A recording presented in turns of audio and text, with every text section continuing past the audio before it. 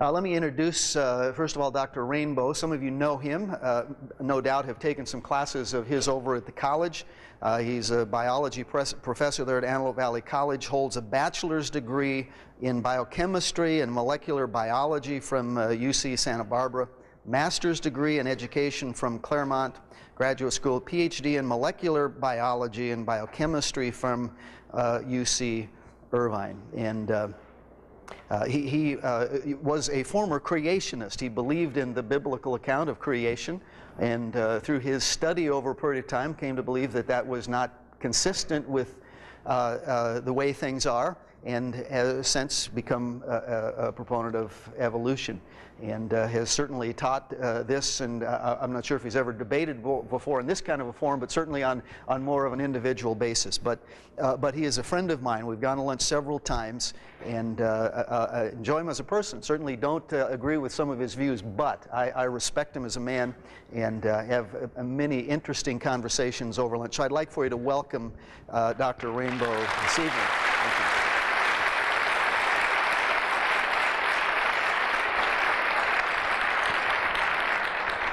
Dr. Kent Hovind taught high school science for about 15 years, and then went on to get involved in this ministry that he's involved in now of teaching creation science, not only in places like this. He's debated many, many times, has written all kinds of material, tapes, videos, and all these things, and also got a PhD in education, and he speaks about 700 times a year in forums like this, and he'll speak anywhere, anytime. If he's there, he loves to keep busy, and we've enjoyed him here at this church this weekend, and I would like for you to welcome Dr. Hovind from Pensacola, Florida, if you would.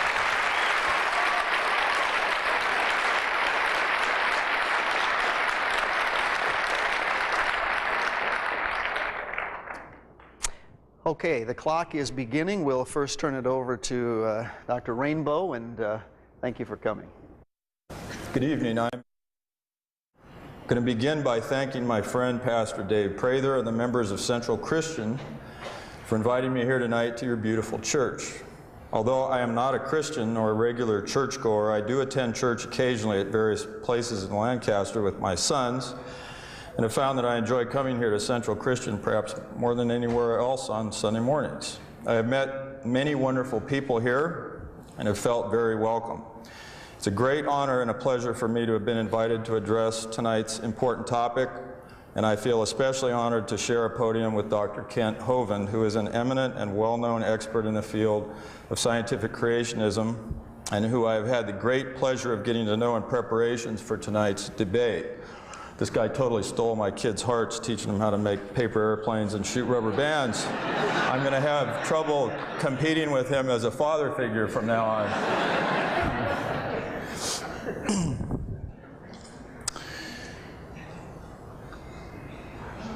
Okay, now if we can go ahead and get my, there we go. My talk tonight is called "What Scientific Evidence Is There for Evolution?" and with a special emphasis on how to be a Christian and think properly about the theory of evolution.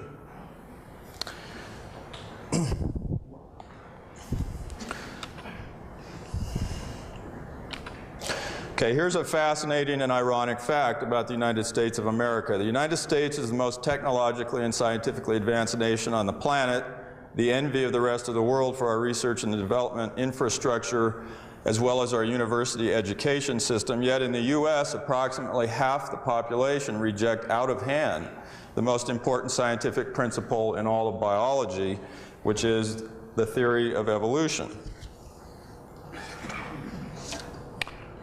Now let's begin by asking, what's at stake in the creation-evolution controversy? Let's ask, why do evolutionists fight so hard to defend the theory? First, evolution is the central unifying principle of modern biology.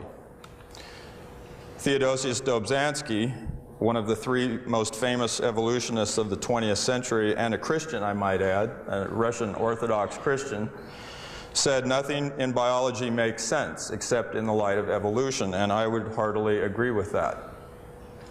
2, evolution is an aesthetically beautiful theory with grand and awesome themes. Some evolutionists, including myself, believe that evolution profoundly glorifies God. Some evolutionists use the theory to support an atheistic natural philosophy and argue against the very existence of God, which they have a right to do, just as Christians have a right to argue for the existence of God. Okay, why do creationists abhor the theory of evolution? It seems to make no scientific sense whatsoever.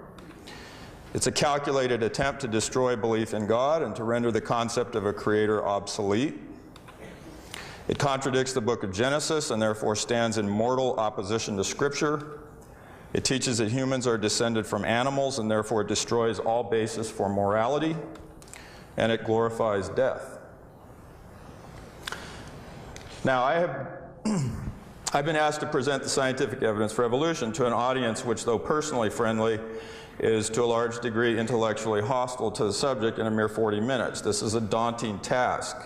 In tonight's debate, I bear the burden of proof. I must show that there is compelling evidence for the theory of evolution. I think I do a pretty good job of that every semester in my biology classes at AV College, but there I have almost 50 hours to lay the necessary background and explain the theory. My having agreed to do it tonight in a mere 40 minutes to a conceptually hostile audience borders on lunacy. I hope you realize how difficult a task I face. I have to try to explain one of the most counterintuitive ideas ever encountered by humans. The idea that physical systems of staggering complexity and design can arise spontaneously through the mere operation of the normal laws of physics and chemistry in only 40 minutes. Pray for me. Now, since I have only 40 minutes in the formal presentation, I cannot talk about everything and I cannot talk to everybody. So I have decided to talk pretty much to just one group of people, the creationists. I'm going to place myself in their frame of reference and assume that a creator of some sort does exist, which I personally suspect is true but am not sure about. I am technically an agnostic, which means I do not know if God exists. But tonight, with your permission, I will talk pretty much as if I were a full-fledged theist, since I am trying to operate tonight from within the Christian frame of reference, which I respect. So remember, I am not a Christian, but I used to be a Christian, and it is not impossible that I might become a Christian again someday. I do not want anyone to think that I'm trying to be deceptive or trying to pull the wool over people's eyes, or still worse, that I'm some sort of spirit of darkness masquerading as an angel of light. So in my talk, I will be explicitly speaking to the Christians in the audience who are creationists. All the rest of you, the evolutionists of various persuasions, the atheists, the agnostics, you're formally invited to eavesdrop in on this conversation that I will be having with the creationists. Now, some creationists take considerable offense at the suggestion, by the way, we could go ahead, can we turn on the slides, please? Oh, okay. What do I hit again? Oh, the top. Okay. So some creationists take, by the way, I'm going to read from a prepared text because I have an extremely complex talk tonight with a lot of animations and slides, and if I get out of sync with my technology, I'm cooked, so bear with me here. So for the third time, sorry, some creationists take offense at the suggestion that humans have evolved from ape-like ancestors. Allow me now to make a rather aggressive point about that, a point which will also lead naturally into some of the necessary molecular biology that we must talk about tonight. So here's the point.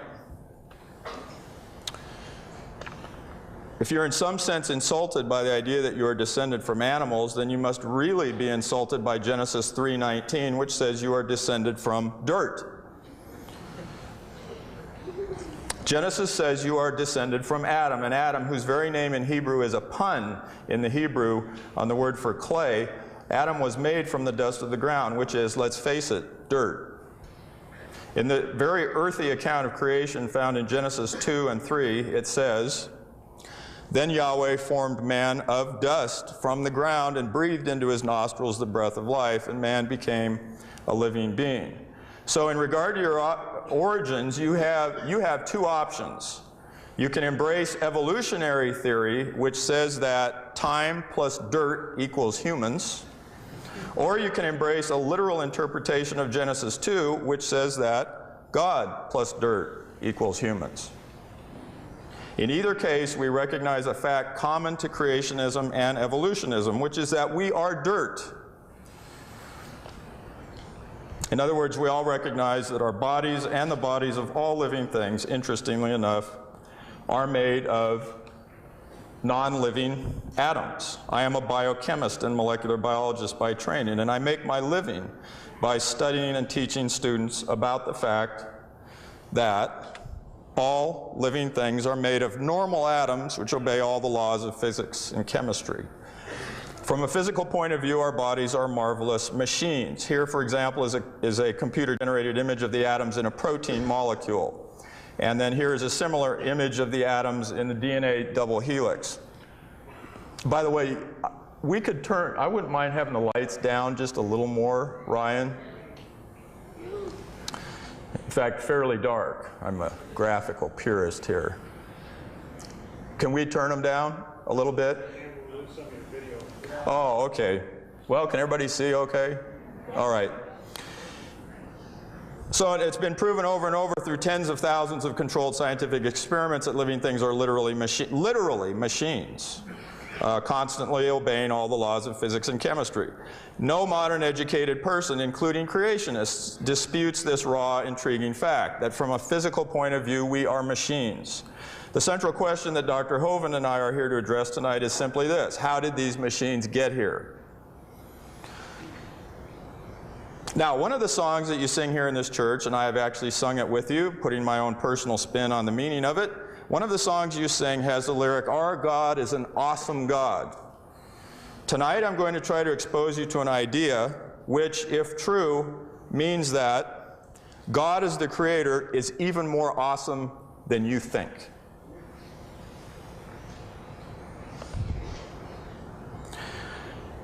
Near the end of the 18th century, an English doctor of divinity and professor at Cambridge University, the Reverend William Paley, wrote a seminal work in the history of creationism entitled Evidences of Christianity. In this work, Paley created a memorable image. He said that if he were walking on a heath and hit his foot on a stone, he might inquire how it came to be there, but would be able to say little about it. Indeed, the stone might have been laying there forever for all he knew. But, he said, suppose I had found a watch upon the ground, and it should be inquired how the watch happened to be in that place. In that case, he argued, we would come to a very different conclusion. Since the watch is made of many intricate parts, which work perfectly together for a single purpose and display a remarkable unified design, he could only conclude that there was a designer responsible for the existence of the watch. Paley went on to explain that in nature we find countless living creations far more intricate than a watch. For example, the design of the eye with its lens and many other parts is staggering to behold. Everywhere he looked, at an oyster, a spoonbill bird, a human kidney, Paley found evidence that nature had a designer. Paley's book was required reading for the young aspiring naturalists and theologians who were in college at Cambridge, and it was particularly inspiring to this student, who we will meet again in a moment. This young man was an Orthodox Christian, excited about biology and what it taught him about his creator. And he not only read but even memorized parts of Paley's book. Now, Paley's lesson is really a point about engineering. I'm sure we have many engineers in the audience tonight, since this valley builds the most sophisticated aircraft in the world. Engineers have always taken a great interest in the creation-evolution debate, partly because evolutionary theory tends to come across as complete and utter nonsense to many engineers. Since both special creation and evolution can be considered forms of engineering, one divine and the other natural, I'm now going to make a point about the engineering of living things. Here's a slide of actually a fruit fly embryo developing. Now, we all know that whenever something is created by engineers, it always goes through 4 phases of development. The first phase is the conceptual phase, during which actual drawings and blueprints of the machine are made up, which will then guide the upcoming design phase, during which, oh, I'm sorry, I got off here. We had the conceptual phase, the design phase, drawing up blueprints and so forth, which will then guide the upcoming assembly phase, during which the device is painstakingly constructed piece by piece according to the carefully made design. Now, after the machine has been constructed, if all has gone well, the engineers now get to power up the machine with its source of energy, turn it on, and watch it work. They are now in the phase which engineers live for, namely the operational phase. Now, in the creation of a machine, if it has been well conceived, designed, and assembled, there will always come a time when the engineer can take his hands off the machine and step back and let the machine run on its own. Think of a computer automatically running programs, rendering graphics, carrying out calculations, while its operator sits back in the chair and drinks a soda. Or think of the autopilot on a jetliner, which is automatically landing the aircraft in a dense fog as the pilot and co-pilot simply watch the instrument panel with their hands folded. Or think of a robot spot welding parts of a car on an assembly line while no human watches it at all. It's obvious that the most impressive machines of all are machines that run on their own without any further intervention. Such machines are very complex and hard to design, and when the engineers who made them finally come to the, what I'll call, the step back and hands off point, it's an awesome sight to behold. Now, living things, as we have said, are complex assemblies of atoms and molecules which obey all the normal laws of physics and chemistry. That is to say, they are literally machines. Creationism and evolutionism have different ways of explaining how those machines arose. In fundamentalist Christian creationism, it is believed that God made the first representatives of all the major kinds of living things, quote, out of the ground. That is, from earth or clay or dirt, or whatever you prefer to call that. That is to say, God made living things piece by piece from normal atoms, including hydrogen, oxygen, nitrogen, carbon, phosphorus, sulfur, manganese, magnesium, zinc, iron, and one more, copper, that green atom right in the middle, that cytochrome C oxidase, a protein you have in your body that's literally carrying electricity in the mitochondria of your cells. It's got a copper atom in the middle, so forth and so on. So other atoms that were present in the earth contributed to this, presumably, and God presumably assembled them into fantastic arrays to make DNA double helices and beta-pleated sheets in proteins and electron transport chains in mitochondria and so forth, much like Paley's watchmaker might assemble a watch, piece by piece, from its component springs, gears, and levers. It would be an awesome sight to behold. It would have been a tremendous thing to see that happen in Genesis 2. But now consider what the theory of evolution asserts. Evolution says that atoms and molecules present in deep space and then on the primitive Earth did something radically different from what is described in Genesis 2. Over vast stretches of time, the atoms, through a process which is only partially understood, but which I will try to tell you a lot about tonight, did the astonishing thing of self-assembling into living things. I want you to think hard about this.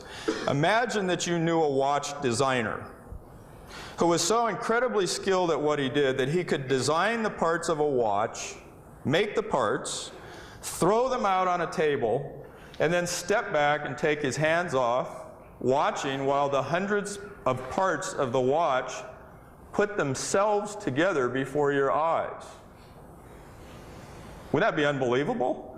Or imagine that one day you're conversing with a friend who works at the Skunk Works, where the world's most advanced aircraft have been designed and produced. And he says to you, guess what? We just made a new type of aircraft the world has never seen before, and it's just been declassified, and I can tell you about it. You say, what is it, a new generation of stealth aircraft? And he says, yes, but that's not what is truly new about it. You say, well, what is so new about it? And he says, it's an aircraft that self-assembles from component parts. You, if you know anything at all about engineering, would look at him like he was pulling your leg. And then when you saw he was serious, your jaw would slowly start to drop to the floor because you would know he had gone insane. You know that humans cannot yet build truly complex machines that put themselves together. We can make some machines like robot welders on assembly lines that can do simple things in the assembly of other machines, but we cannot even come close to making machines that assemble themselves. But guess who can make machines that assemble themselves?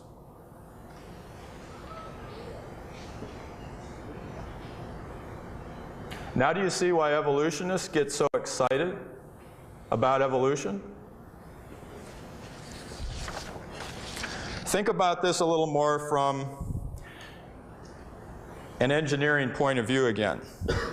In normal engineering, where does the step back and hands-off point come in the process? Let me get my laser pointer here. There's my wallet. I'm glad I've still got that.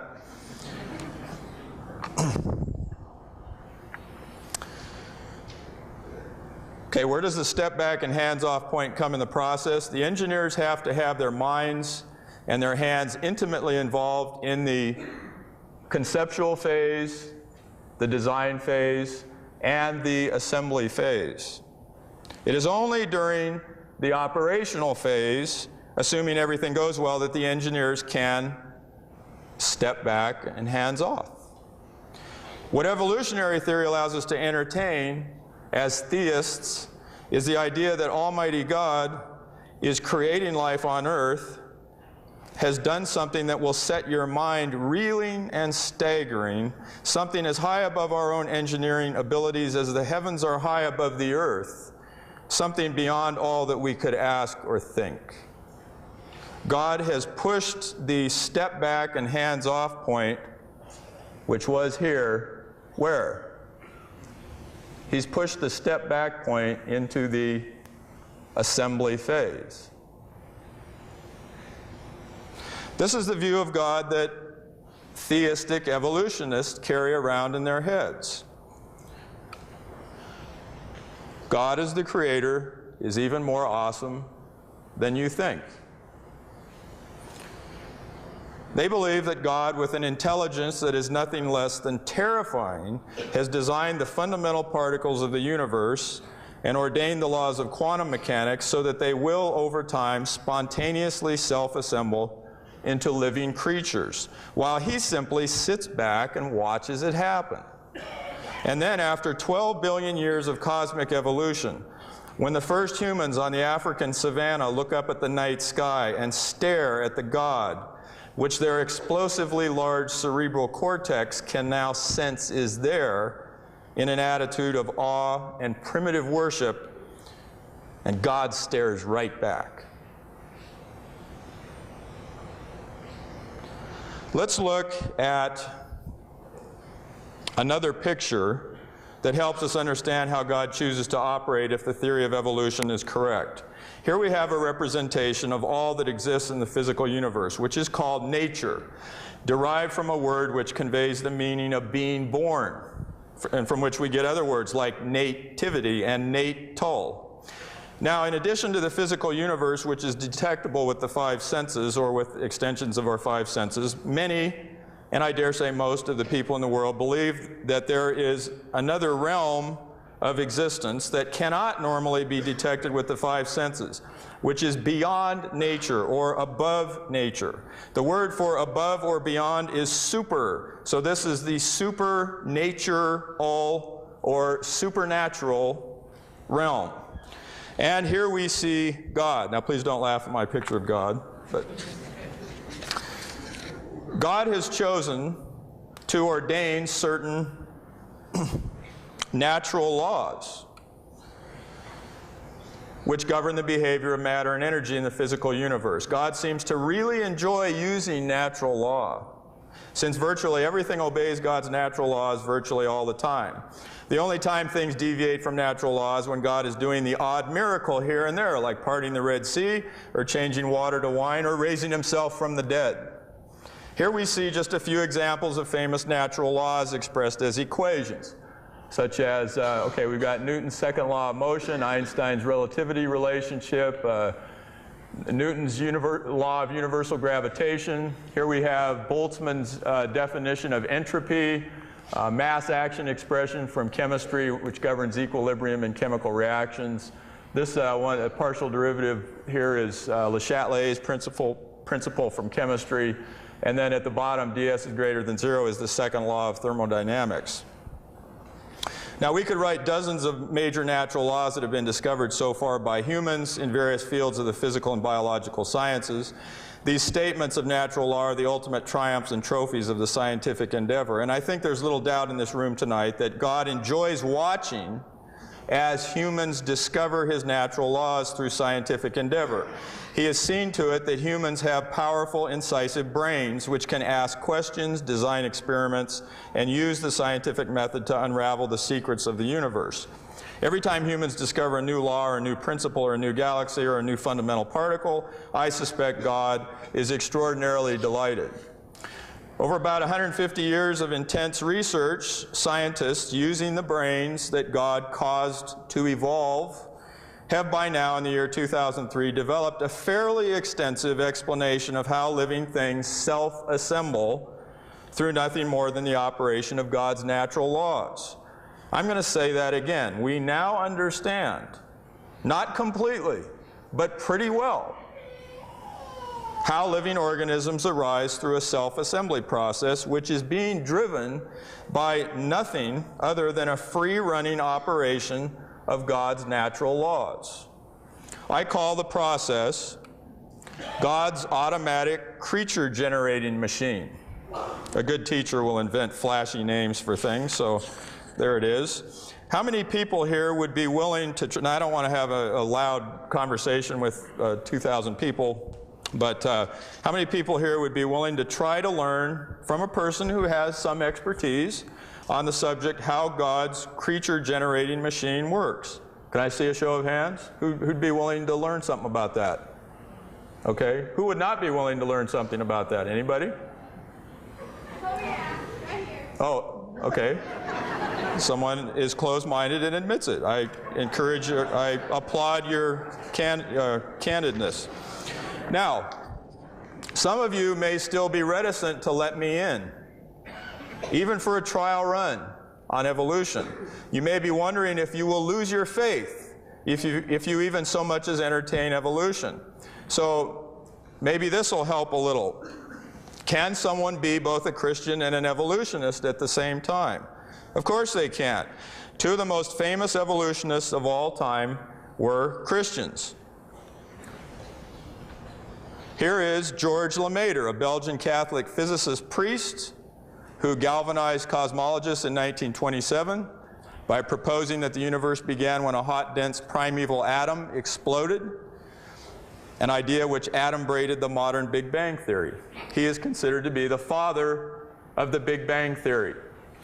He was later decorated by the Pope for his scientific achievements. And here we have Theodosius Dobzhansky, one of the three greatest evolutionary theorists of the 20th century. He's famous for saying, "Nothing in biology makes sense except in the light of evolution." And as I pointed out, he was a Russian Orthodox Christian. Okay, now, what I'm going to do with my remaining time is attempt to explain how two of the most important developments in vertebrate evolution have occurred. I'm going to talk about the evolution of legs and the evolution of wings. And I'm lastly going to talk about what may be the most difficult to explain problem in all of organismal evolutionary biology, which is the evolution of birds in general. Okay, so here we go now.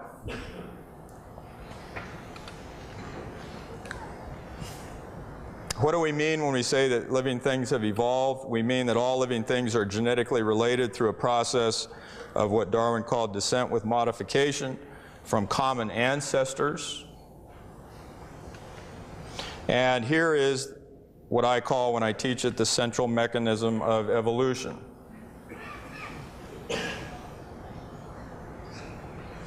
All right, here's how evolution works. This is God's automatic creature-making machine. Evolution always occurs in 3 steps. First, we have mutation to DNA, which can occur in a multitude of very well understood ways. Secondly, we have altered embryological development. It alters the way the organism develops as an embryo, right here, represented by these arrows. And the third step is always what Charles Darwin discovered, natural selection, where an environmental scenario must exist which naturally selects for, or at least does not select against, the new phenotype.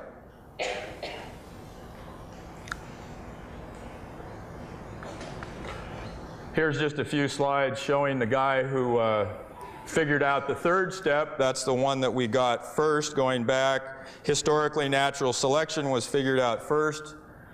Voyage of the Beagle in 1831, Darwin sailed around the world, and then upon his return got married, had many children, and proceeded in 1859 to publish one of the most famous works in the entire history of science on the origin of species.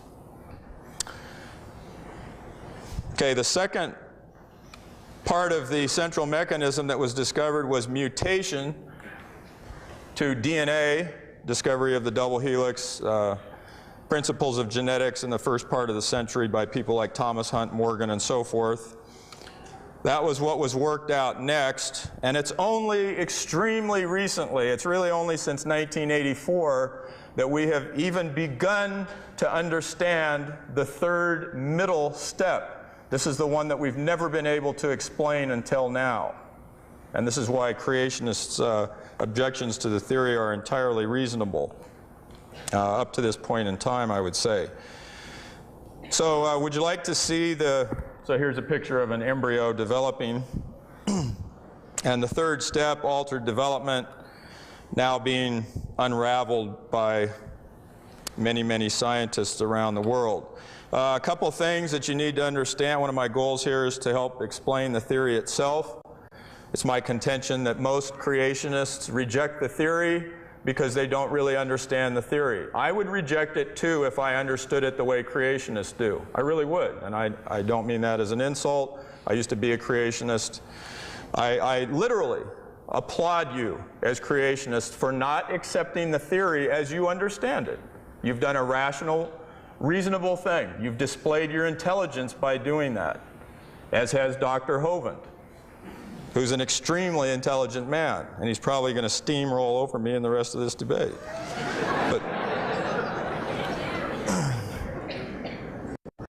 But would you like to see the machine itself in operation? Okay. Well, sorry, you can't. Because the evolution machine operates continuously and seamlessly all around the planet, in every nook and cranny of the Earth's multitudinous environments, and it is also constantly operating genetically on the molecular and biochemical level inside the living cells of all the world's organisms. The machine is way too complicated to see in the true sense of the word. But you know what? I have created a special graphic which provides a simplified, highly schematic picture of the machine in operation. And I call it an evolutionary phase space diagram. Now let me catch up here. What this is going to explain, what this explains is the evolution of legs. We're trying to explain how you go from a lobe-finned fish here to an early amphibian. Lobe-finned fish here, going down, see his little legs there. I really wish it was darker in here. Can we just turn the lights down a little bit? Okay, and we have a pretty good explanation, we think, of how this happened. We think that legs evolved underwater first, not on land. This is a creature called Acanthostega, long fish-like tail, totally fish-like body, but he had little tiny legs and toes, 8 toes. Here's the actual fossil of Acanthostega. Here's what the skeleton looks like articulated. And we're pretty sure he lived underwater because he had a long fish-like tail that would have done him almost no good on land, crawling around down low to the ground. So now here's my picture of the evolution machine, God's creature-making machine, and how it works.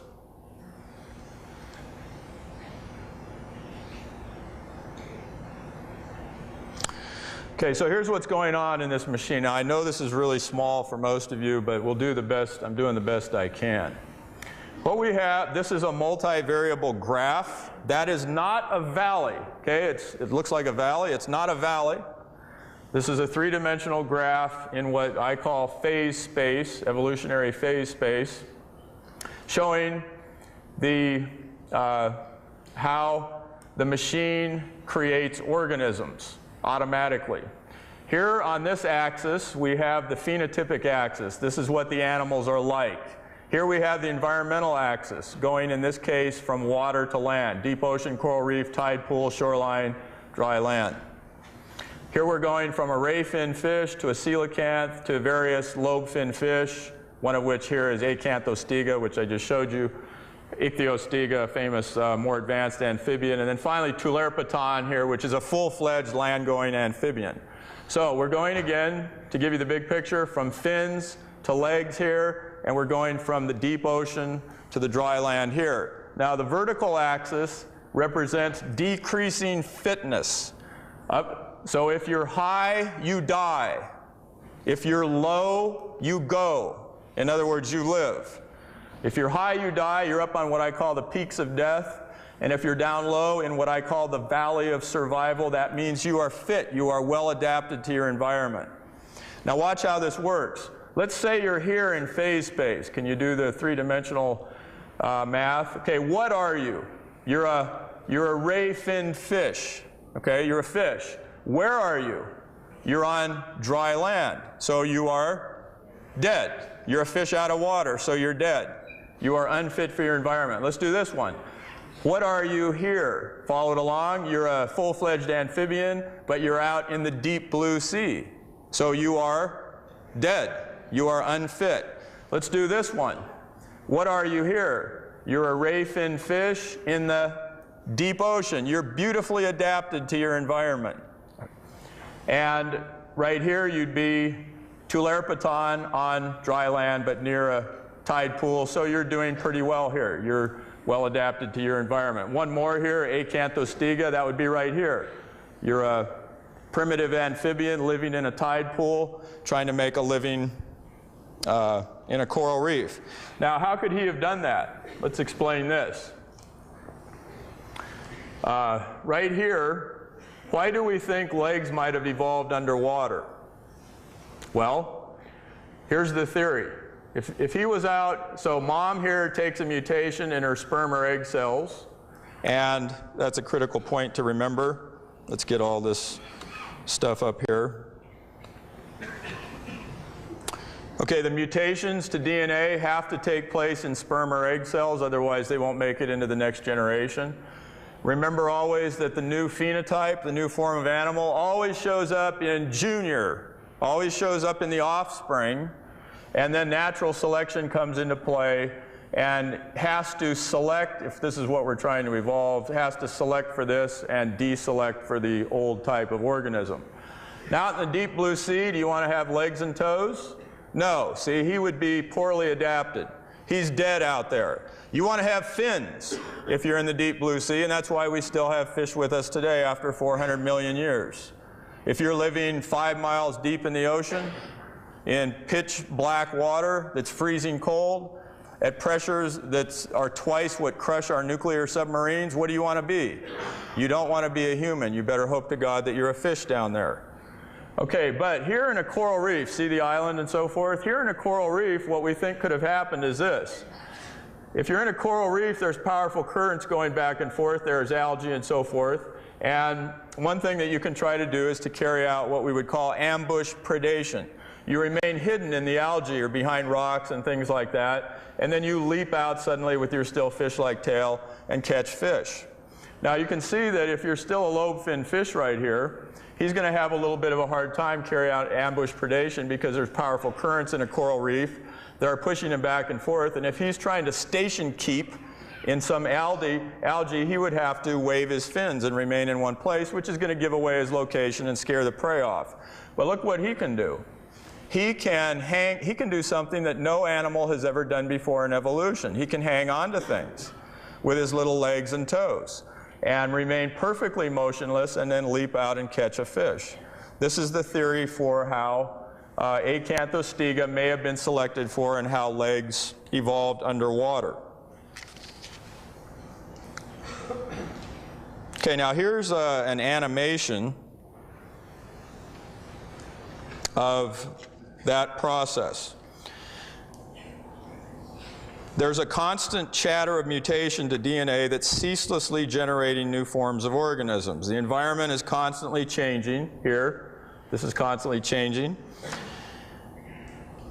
Organisms are constantly migrating or getting blown into new environments. These are the random forces which drive evolution. But what happens next now, see, these are random forces. These are random mutations, totally random. Transposons are jumping around in the DNA, moving enhancers around and so forth and so on, creating chaos. Most of it's birth defects. Probably 99.9% of all the mutations are harmful. This is random events here in the environment, plate tectonics, climate, disease, drought, all kinds of things are taking place here. This is random. This is random. But what goes on now in the machine is anything but random. Evolution is not totally random. So let me now, and here, okay, I'm going to press on here and use even some of my time. Okay, now bear with me. I've got to bring up an animation.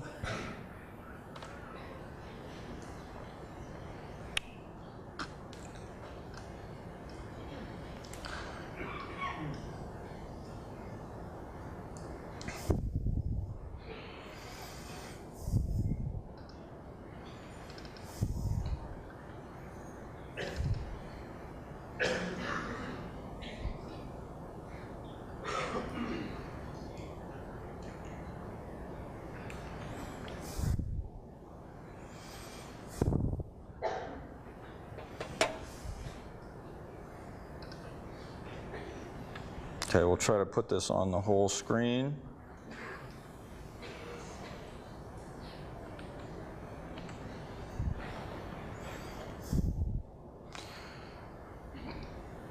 Okay, and here's what takes place in phase space. Each little dot represents a species or an individual, either one.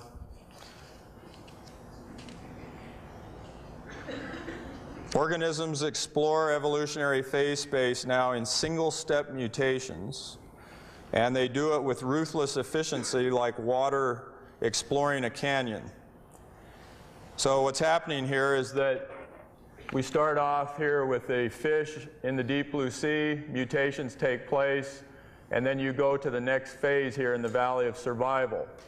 And now the numbers, since they're beautifully adapted, they build up. See, they build up in number there. So now you've got more of these guys, you know, lobe-finned fish. They build up. And then there are so many of them. There might be 10 million, 100 million lobe-finned fish in the Pacific or something like that.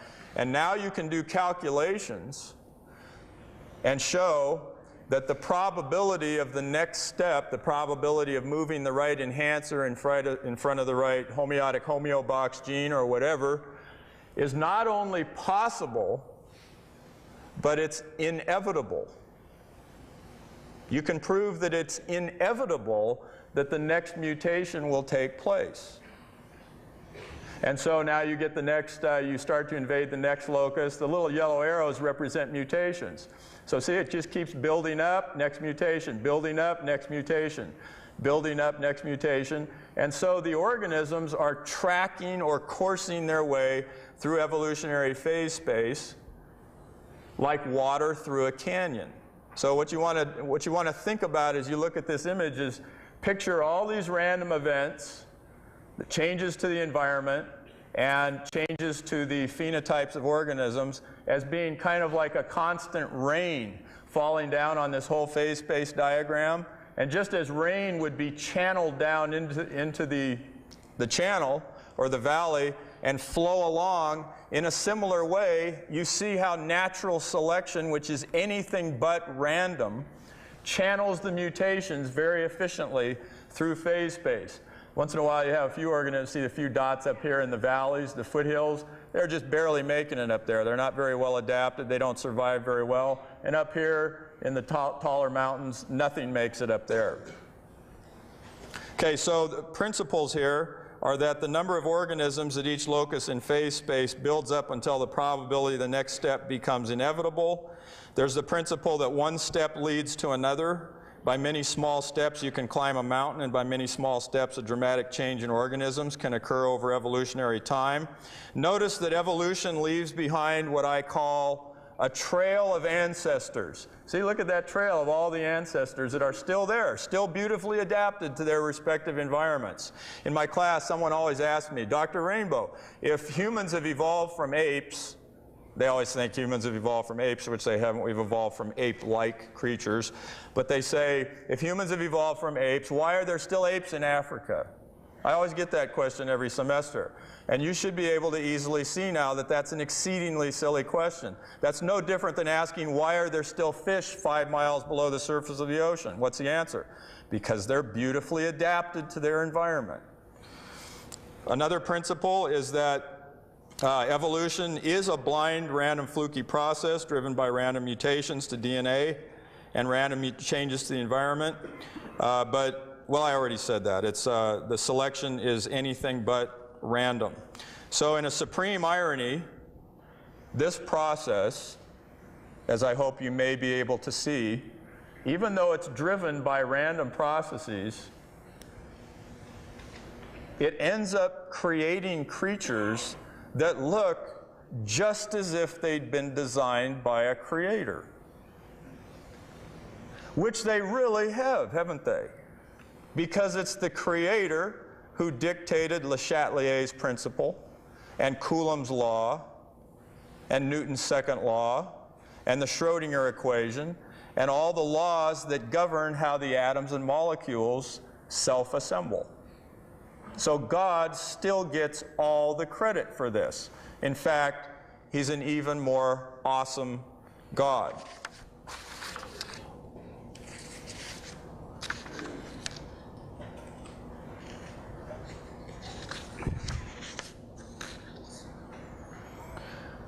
Now, let me take stock of where I am. How many minutes over am I? Okay, I mean over my time. What? Oh, 5 minutes. Okay. Because I need to respect the interplay that you've all come to see. So give me a second here to decide on how I want to use my time. I actually almost finished what I needed to there.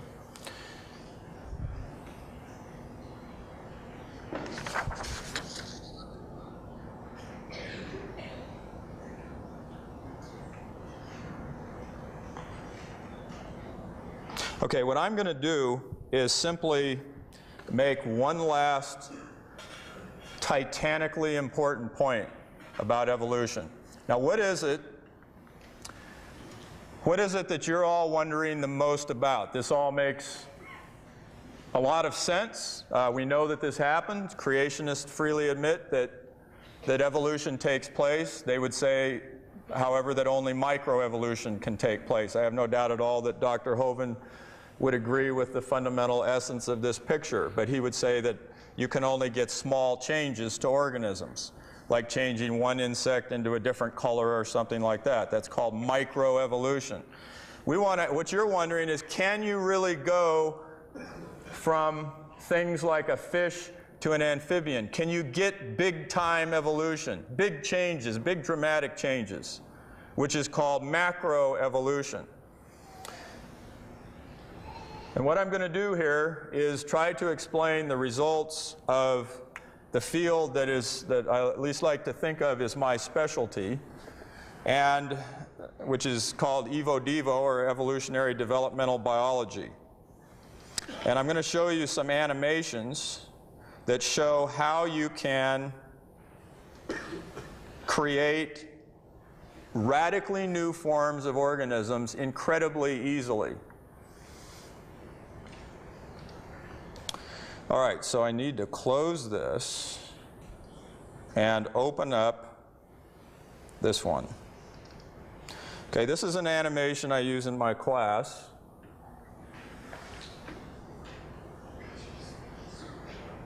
Oh, let's see, did that open? No. Okay. I got too many things to hold here. Put it on the whole screen.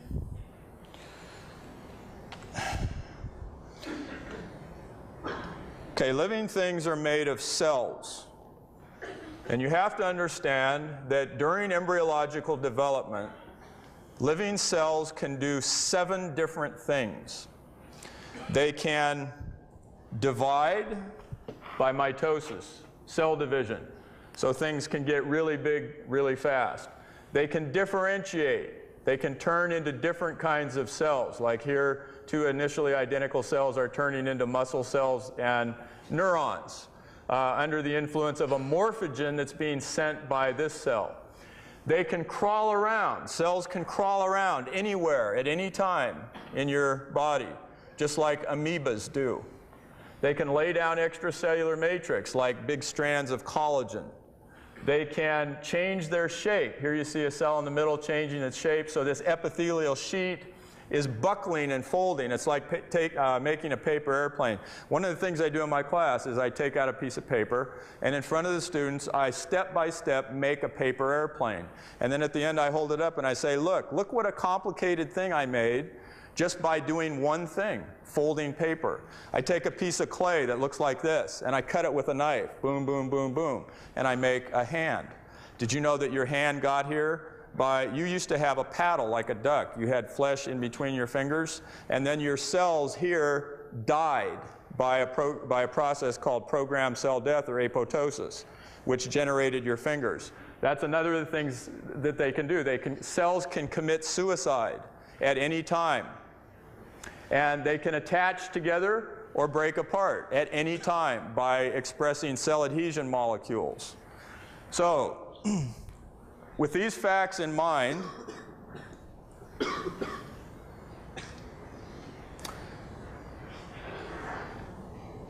we go to another animation, which I call infinite outcomes animation.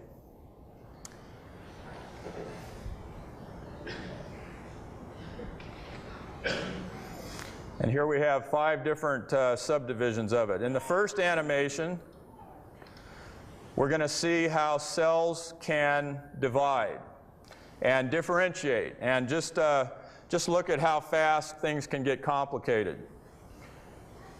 Okay, they're dividing. You have 2 kinds of cells, blue and yellow.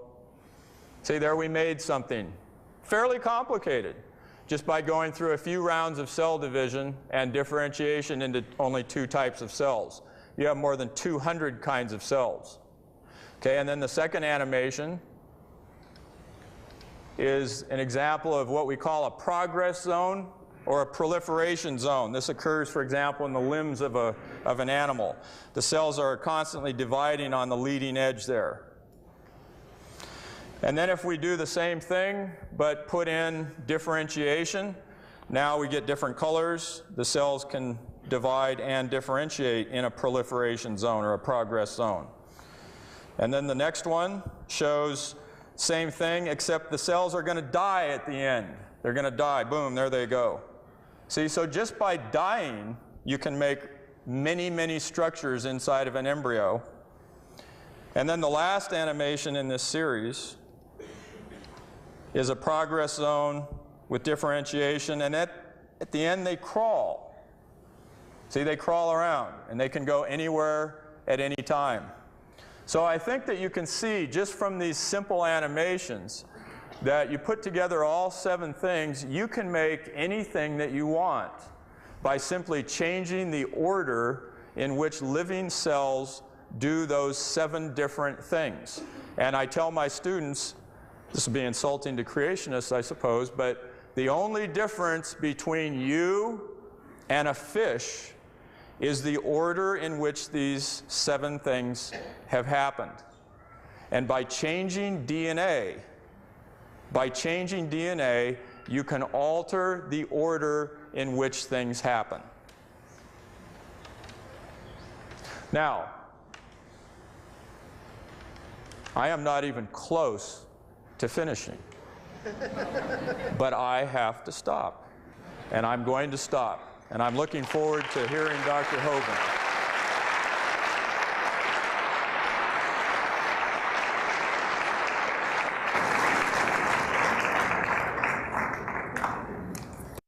Well, thank you so much for coming. This place is jammed. I don't know how many are in the hallway, but we have a lot of folks here tonight.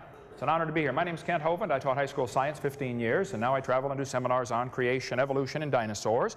And I take the position the Bible is literally true and scientifically accurate. God made everything in 6 literal 24-hour days, and the evolution theory currently being taught in our schools is one of the dumbest and most dangerous religions in the history of humanity. That's my take on it, okay? Now, people are welcome to believe all that stuff, but I don't think they should teach it at taxpayers' expense in public schools. That ought to be taught in private schools at, personal expense. Okay, this, not my wife, just a picture. I have 3 kids, all married, and the dog died, so I made it. I'm home free. It's wonderful. And we have 2 grandkids and hopefully 20 more coming. It's great. I have in my backyard Dinosaur Adventureland. We like science, we like dinosaurs, but we think God ought to get the glory for His creation. If you get an opportunity to come to Dinosaur Adventureland in Pensacola, Florida, we'd love to have you. You may also want to come to our first ever and hopefully first annual creation conference. We've had 25,000 visitors in the first 2 years at Dinosaur Adventureland. You guys need to start one out here. That would be great. We need to use science and creation to glorify God. This September is our creation conference. If you want to sign up, the folks at the table don't know about this, but there's supposed to be a list out there. You might want to grab a notepad, Ken Andrew, and if anybody wants to sign up, we'll send you information if you're interested, or just call my office and say, send me stuff on the creation conference if you want to come. Or better yet, come visit our ministry. We have about 40 people in our ministry. God's given us an awesome staff, and we try to use our efforts to produce materials that'll strengthen your faith in the Word of God. Okay, now, right here. What's the evidence for evolution? All the evidence that I have seen in my 30-some years of studying this is just simply imagination or computer-generated graphics, which doesn't even show it happened. That's how we think it might have happened. None of that is science, okay? Science is things we can observe and study and test and demonstrate. So what's the evidence for evolution? I happen to like science. I collect science books. I have hundreds of them. I taught the subject for 15 years. I really enjoy science. People say, there's evidence for evolution. Okay, I don't think so. We'll talk about that in a minute. And they say, couldn't God have used evolution to get us here? Well, we need to define some terms. There are 6 different meanings to the word evolution. I cover this in my seminar. First, there'd have to be cosmic evolution, the origin of time, space, matter. Where did that come from? Secondly, there'd have to be chemical evolution. If the Big Bang theory is true, the Big Bang produced hydrogen. You'll never hear them talk about this, but it had to happen because you have to somehow get uranium from hydrogen. That simply is not possible. Thirdly, there'd have to be stellar evolution. That's the origin of stars. Nobody's ever seen a star form. All we see are stars blow up. That's the opposite of evolution. There's novas or supernovas. We don't see them form. One professor I debated said, we're seeing a star form right now in Crab Nebula. I said, no, you're not. You're seeing a spot get brighter. And you're assuming it's a star forming. It could be the dust is clearing. There's already a star behind it. You don't know any stars are forming. What we do know, there's a lot of stars out there. There's enough that everybody on Earth can own 11 trillion of them to yourself. We've never seen one star form. So, fourthly, we have what's called organic evolution, the origin of life. The evolutionist has a serious problem with this one, going from non-living material to living organisms. Now, Dr. Rainbow and I talked before this debate, and we agreed we would only limit this discussion to, once life begins, how did it evolve? Okay, and that's what we're going to talk about. I don't think there's any evidence for that either. But I think skipping the first 4 steps would be fatal for students to realize, to not realize these are essential steps the evolutionist is simply trying to avoid, because they don't have an answer for any of those. Lastly, or fifthly, we have what's called macroevolution. This is where an animal changes to a different kind of animal. Nobody has ever observed any of this. We never see a dog produce a non-dog. You may get a big dog or a little dog, but you're going to get a dog, and there are limits to these changes. Okay? You're never going to get a dog as big as Texas or a dog as small as a flea. There are limits. Sure, there are changes, but there are limits. And the further you get from the norm, the more problems you have. You start having hip dysplasia and disease resistance goes down and stuff like that. So the normal average generic mutt is probably where it started. And now all these special breeds we've created, like the Chihuahua, definitely swimming in the shallow end of the gene pool, are certainly basically useless in my book. But every kid knows that a dog, a wolf, and a coyote are the same kind of animal. We do this in churches. I'll get a 5-year-old kid, and I'll say, which one of these is different, boys and girls? The dog, the wolf, the coyote, or the banana?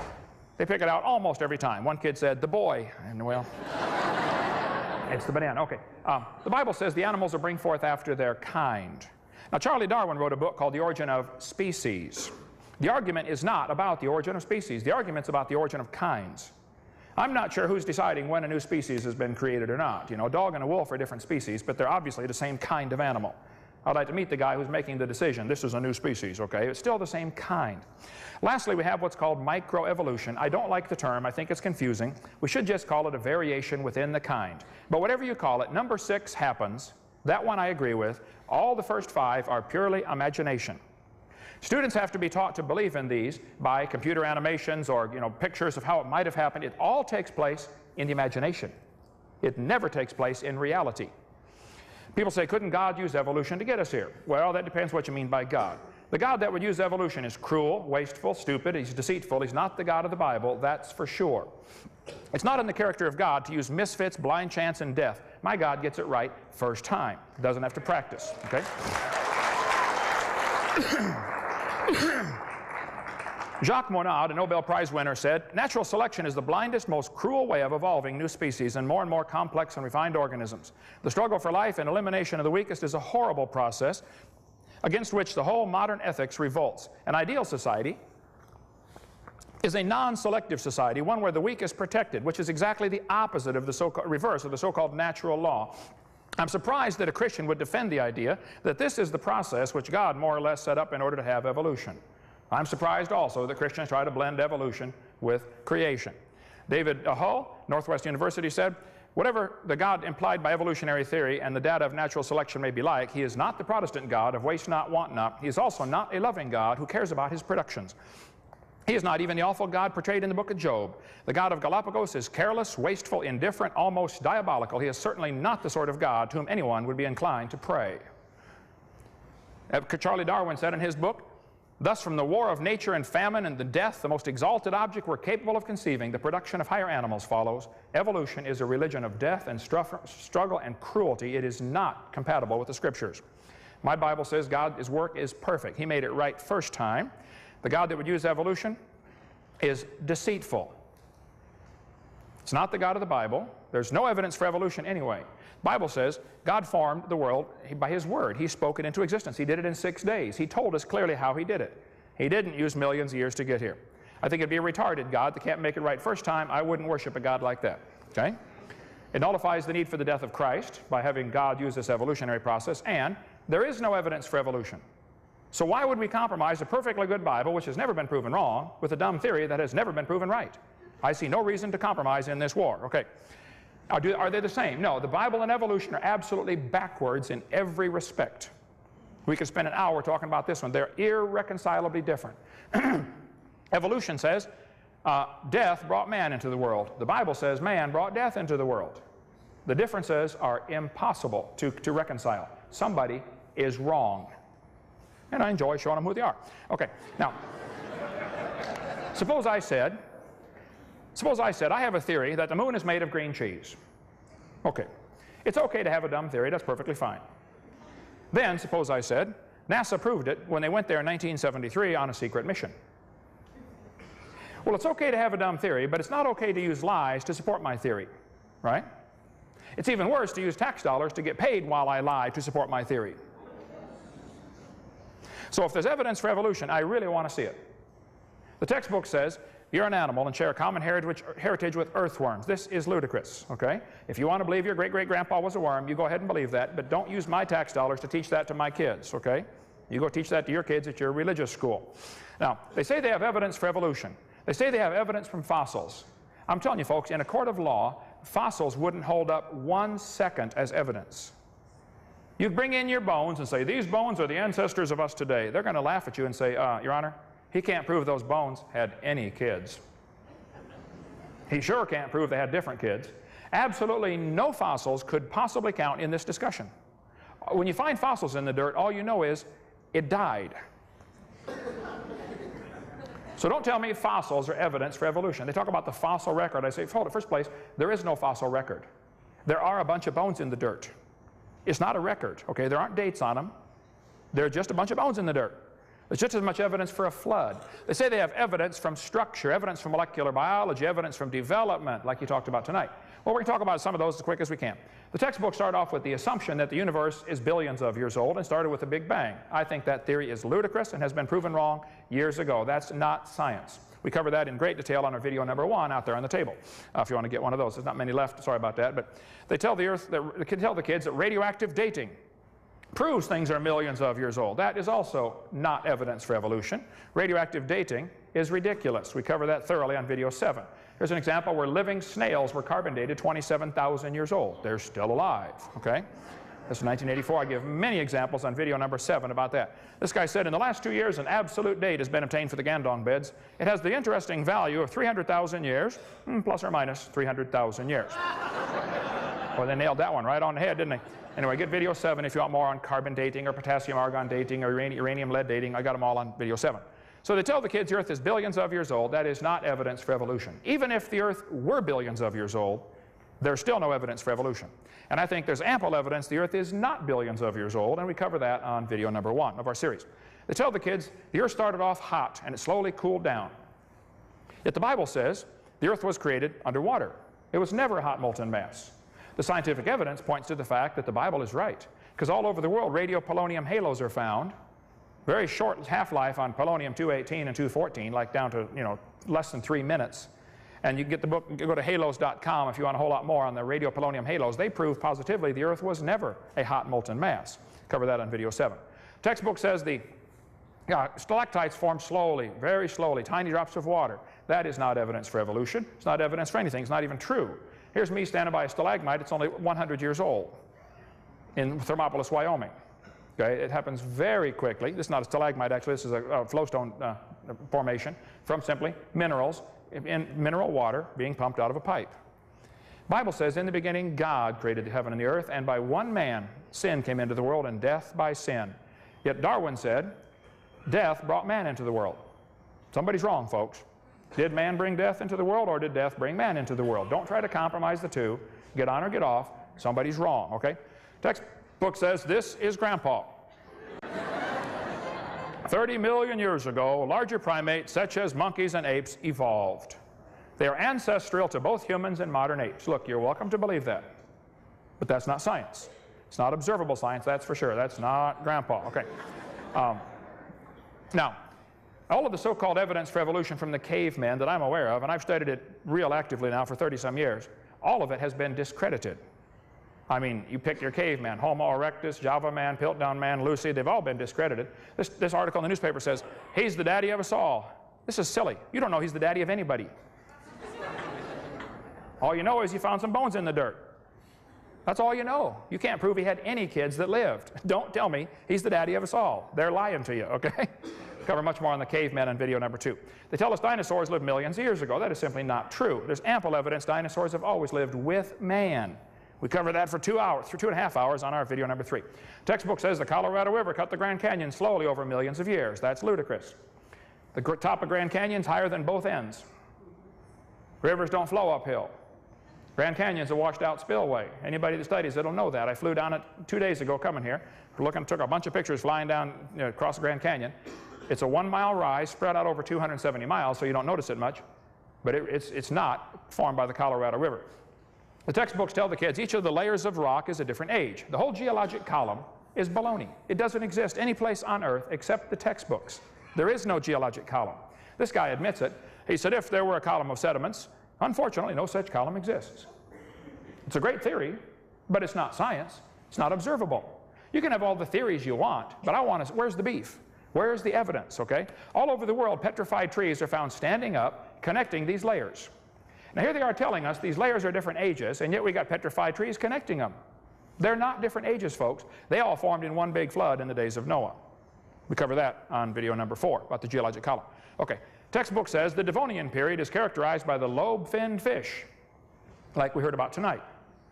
Well, they say this is proof of evolution, that it slowly evolved from fish to amphibians, reptiles, mammals. Just memorize the word farm and you got it, F-A-R-M, fish, amphibians, reptiles, mammals. This is what they imagine it might have happened like, but it is pure imagination. And the lobe-finned fish are still very much alive. When they found the coelacanth swimming around the Indian Ocean back in 1938, they brought one into the scientists and they said, wow, look at this, they survived for 300 million years. Never dawned on them one time to question the theory, because the theory is sacred.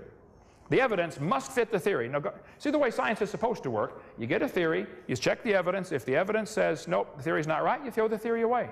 You get a new theory. That's the way it's supposed to work. And it does work that way in science with everything except this evolution theory. And I think I know why.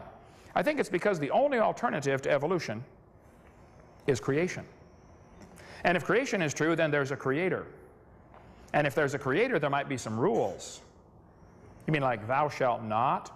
Ooh, we don't want those rules, so we're going to deny the creator. That's really what it boils down to in every instance. The lobe-finned fish is still alive. The textbooks tell the kids, you can tell the evidence for evolution because of the similar four-limb structures. This one says, these homologous structures provide evidence that these animals evolved from a common ancestor. And they show the 2 bones in the wrist of all kinds of different animals. This is silly. This textbook says, comparative anatomy provides further evidence of evolution. The commonalities suggest these and other vertebrate animals are all related. They probably evolved from a common ancestor. That is ludicrous. They probably have a common designer is why they're similar. The different bones develop from different genes on the chromosomes. And even if they were coming from the same genes on the chromosomes and they're not, that still wouldn't be evidence for evolution. It could be evidence for a common designer. And they're so complex, complex things don't happen automatically. Somebody has to create them. You know, doing an imagination, computer animation of how it might have happened, that's not science. That's imagination. The lug nuts from a Pontiac will fit on a Chevy. You go try it. They will. That proves they both evolved from a Honda 14 million years ago. No, that proves the same guys are making them, okay? It's common designer. Textbooks are going to tell your kids that the peppered moth is evidence for evolution. This was proven wrong years ago. The peppered moth, according to the story, had dark babies and light babies, but on the light-colored trees, the light ones blended in better, and the dark ones got eaten more. And then when they burned coal in the factories, the trees turned dark, and the dark ones blended in better, and the light ones got eaten. And so they say the population ratio shifted from 95% light to 95% dark. Well, the problem is the whole story is baloney. It didn't happen. They glued dead moths on the tree to take that picture for your kid's textbook. After 40 years of watching, they found 2 moths on the trees. 2 in 40 years. What's 95% of 2? So if you have evidence for evolution, I really want to see it. However, the peppered moth is not evidence for evolution. Even if the story were true, all they had was a shift in the population ratio. That's proof of a designer giving his creatures the ability to produce a variety of offspring so some will always survive. That's still evidence for creation, if the story were true, not evidence for evolution. The idea of the embryo having gill slits has been proven wrong years ago. This textbook says the presence of fish-like structures in embryos of different species shows these animals have evolved from fish and share the basic pattern of fish development. This is simply not true. They say it has gills like a fish. Just because the skin is wrinkled up, I got the same wrinkles in my elbow and behind my knee. It doesn't prove a thing. You got wrinkles. Some of you got a lot of wrinkles on your body, actually. But what does that prove? Okay, I'm getting them too. All right. Now, the textbook, though, says the presence of gills and tails is evidence of a common ancestor. This is not true. This junior high textbook says the similarities provide evidence that these 3 animals evolved from a common ancestor. Again, talking about the gill slits. This has been proven wrong years ago. 1875 it was proven wrong. It's not true. This textbook says humans and fish embryos resemble each other because humans and fish share a common ancestor. Now look, I don't mind if somebody wants to believe that. But I resent paying for that to go into a textbook, and that's the only answer the kid's given. I further resent them cutting down a perfectly good tree to print that. Okay? And we need Al Gore on this one. Okay. Those little folds of skin develop into bones in the ear and glands in the throat. They never have anything to do with breathing. Just because the skin is wrinkled up doesn't mean it's gills, or even it's partly gills, or even it's related to gills. I've seen people with a bunch of chins and they can't breathe through any of them but the top one, okay? Ernst Haeckel faked his drawings in 1869 to make people believe this evolution theory. He admitted he lied in 1875 when his own university held a trial. He was convicted of fraud. On top are Haeckel's drawings. Underneath are the actual photographs of those creatures he claimed he's drawing a picture of. The drawings are simply fraudulent. They're lies. There's no kind way to say it. They're lies. Get them out of the textbook. They tell the kids in school the appendix is evidence of evolution because your appendix is smaller than a horse's. Well, we don't eat as much, green vegetables as horses eat. Maybe we don't dig up as much junk as they do in eating off the ground. But the fact is, you do have a smaller appendix than a horse. So what? That's all you need. The appendix, they'll say it's vestigial. It's not vestigial. You need your appendix, okay? If your appendix is taken out, you shorten your lifespan, I believe, by about 8 years. You got a much better chance of getting a lot of diseases. The appendix is where part of the immune system responses are initiated. They've known that for years. It's not vestigial. This textbook tells the kids one of the evidences for evolution is the whale's vestigial pelvis. Many organisms retain traces of their evolutionary history.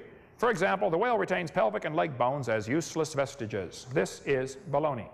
They say the whale has a vestigial pelvis and leg bone that serve no purpose. Just imagine whales walking around. It's true. That's not true. Here's from Los Angeles Museum. Those are the bones they're talking about right there. Just imagine the whale walking around. Actually, this is a lie. Those bones are used in reproduction. The whales are pretty big, and those little bones have special muscles that attach to them that allow the whales to reproduce. It has nothing to do with walking on land. This is not evidence for evolution. This is evidence for design, okay? In our museum in Florida, we have a 15.5-foot python snake skin. Down at the south end of that skin, you can see little claws that are attached to little bitty bones going up inside the snake's body. The textbook says these are rudimentary hind legs of a python snake. This is not true. Those little claws are used in mating. The snake can't talk. You can't say screwed over. Okay? This has nothing to do with walking on land. It has to do with getting baby snakes. So, if you have evidence for evolution, I'd like to see it, but that's not evidence for evolution. Okay? This guy says the humans have a tailbone that is of no apparent use. The vestigial tailbone in humans is homologous to the functional tail of other primates. Thus, vestigial structures can be viewed as evidence for evolution. Organisms having vestigial structures probably share a common ancestry. Well, look, you're welcome to believe that, but it's not true, okay? The tailbone's not vestigial. You need your tailbone. There are 9 muscles that attach to the tailbone, without which there are quite a few functions you cannot perform. I won't tell you what they all are, but trust me, you need those, okay? Now, if you think the tailbone is vestigial, I have a long-time standing offer. I will pay to have yours removed. Bend over, okay? Me and the Swiss Army can fix this in 15 minutes. Now, this textbook, though, says the coccyx, the tailbone, is a small bone at the end of the human vertebral column. It has no present function, and is thought to be the remainder of bones that once occupied the long tail of a tree-living ancestor. First, it's not true. It's been proven wrong years ago. Secondly, that ought to be taught in a school for religion, not a school for science. This is not part of science. Why is this in a science book? Take that out of the book. A tail would be handy. Anyway. This textbook draws what's called a phylogenetic tree, and they have humans, birds, and crocodiles having a common ancestor. It only takes place on paper in the imagination. It never takes place in reality. Darwin said it's a truly wonderful fact that all animals and all plants throughout all time and space should be related to each other. Well, Charlie, you're welcome to believe that. But that's not science. And I resent that being taught in science classes at taxpayer expense. And I think many other people do also. That's not evidence for evolution. The fact that you believe it doesn't make it true. They talk about natural selection being the cause. He mentioned tonight natural selection. So I agree. Natural selection works. But it only selects. It doesn't design a thing. It doesn't create anything. If I was going to select, if I wanted a population of people over 10 feet tall, so I'm going to go around and kill everybody under 10 feet tall. I don't have anybody over 10 feet to select from. You can't get a population of 10-footers because there's nothing to select from. You can select, natural selection does that, it doesn't create a thing. The textbooks tell the kids about the horse being evidence for evolution.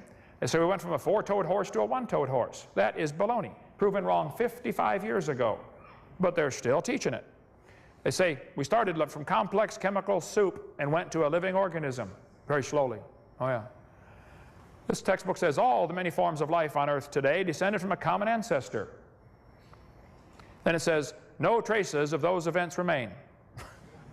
We know what happened, but there's no proof. Well, you know what happened because of your imagination. You don't know what happened because of scientific evidence. It's not science. That's all I'm saying. This is not evidence for evolution. The fact that you can write it on paper, or the fact that some famous scientist, Dobzhansky, says, oh, this is true, or therefore it's true, it doesn't make it true because some famous scientist says it's true. Where's the beef? Where's the evidence? And they talk about a simple single-celled organism. Single-celled organisms are not simple, folks. One paramecium is more complex than a space shuttle. And you can put thousands of those in a drop of water. Michael Behe's got a great book out called Darwin's Black Box, if you want to read about the complexity of living organisms. He spends a whole chapter talking about the complexity of the hair on a bacteria. The whole chapter about one hair on a bacteria attached to a little motor that's a rotary engine. That little motor is incredible. It turns 100,000 RPM, forward or backward. And it's just like, as the things get smaller, the fluid they move through feels thicker to them. So bacteria swimming through water is like a person swimming through peanut butter. And this bacteria goes 60 miles an hour. That little motor is so tiny, if you took a hair off your head and cut it off, you could put 8 million of those motors on the stump of that hair. And it turns 100,000 RPM.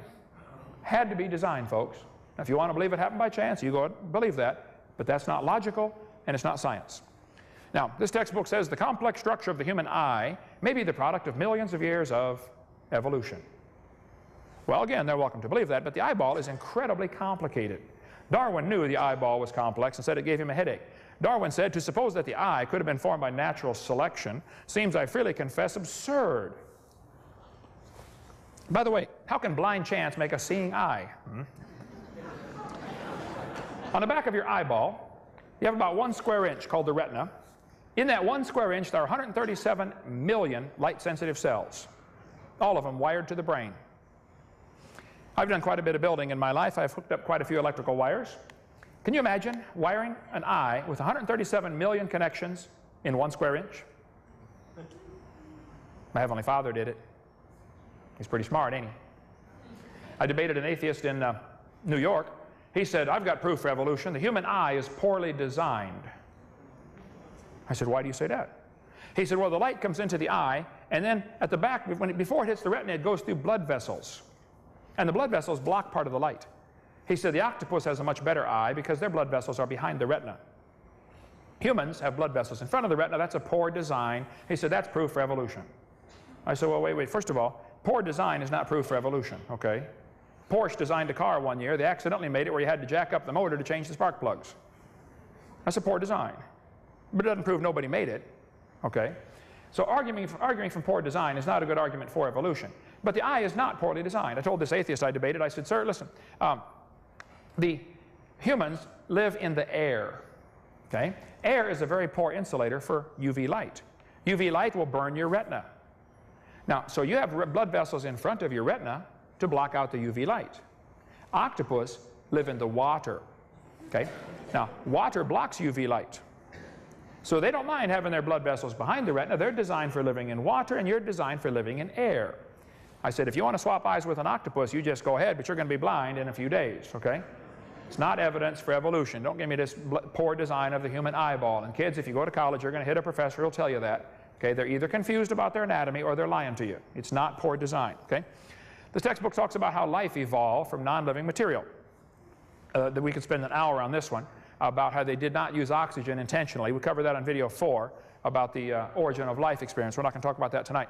This textbook says, gills are an adaptation to living in water.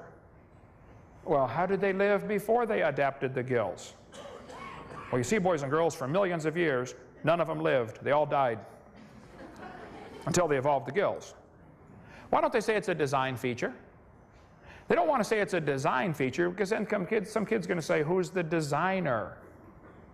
They always use this word adapted. Heard it about 6 times tonight. These are adapted, these are adapted. No, they're designed for what they do, okay?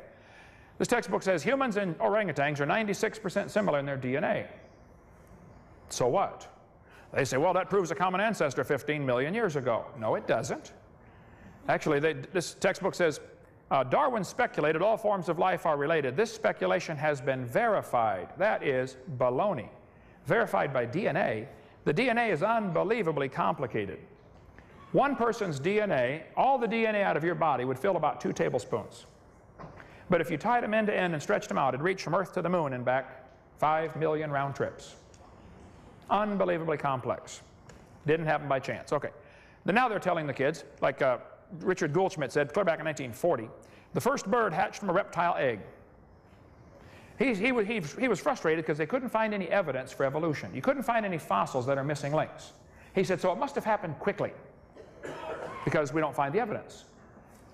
This is silly, okay? In the mind of the evolutionist, there's only 2 choices. They'll say evolution happened slowly, like Darwin said, or evolution happened quickly, like Gould said. They don't seem to be capable of thinking outside the box. It didn't happen at all. They don't want to think about that, okay? This guy says evolution is a fact. Evidence for evolution from the fossils. He said the fossil record provides some of the strongest evidence that species evolved over time. That is silly. There is no fossil record. There's a bunch of fossils in the dirt, but it's not a fossil record. Don't let them pull that one over on you. All you find are bones in the dirt. You don't look back in the fossil record. Fossils only exist in the present. You put your interpretation on them, but they exist in the present. Everything else is your interpretation on there. See, the creationists and the evolutionists are both seeing the same evidence, coming to different conclusions. I look at fossils and see evidence of rapid burial and a flood. The evolutionists look at fossils and look for evidence for how they change from one thing to another. We don't see anything changing today like that. Why would you think it was different long ago and far away? They say birds are descendants of dinosaurs. Well, you're welcome to believe that, but there are a few differences between a dinosaur and a bird, okay? You don't just put a few feathers on them and say, come on, give it a try, man. It won't hurt too bad. It's just not quite that simple, okay? Textbook will say Archaeopteryx is evidence for evolution. Archaeopteryx is a bird, okay? Alan Fiducia, University Chapel Hill, North Carolina, one of the world's experts on, he believes in evolution. But he says, paleontologists have tried to turn Archaeopteryx to an earthbound feathered dinosaur, but it's not. It's a bird, a perching bird. And no amount of paleo babble is going to change that. Students believe evolution because that's what they've been taught. I think all that's been presented are lies. I think the lies ought to be taken out of the books, and then if you have evidence for your theory, show it to the kids. You tell them they're an animal, what's it do?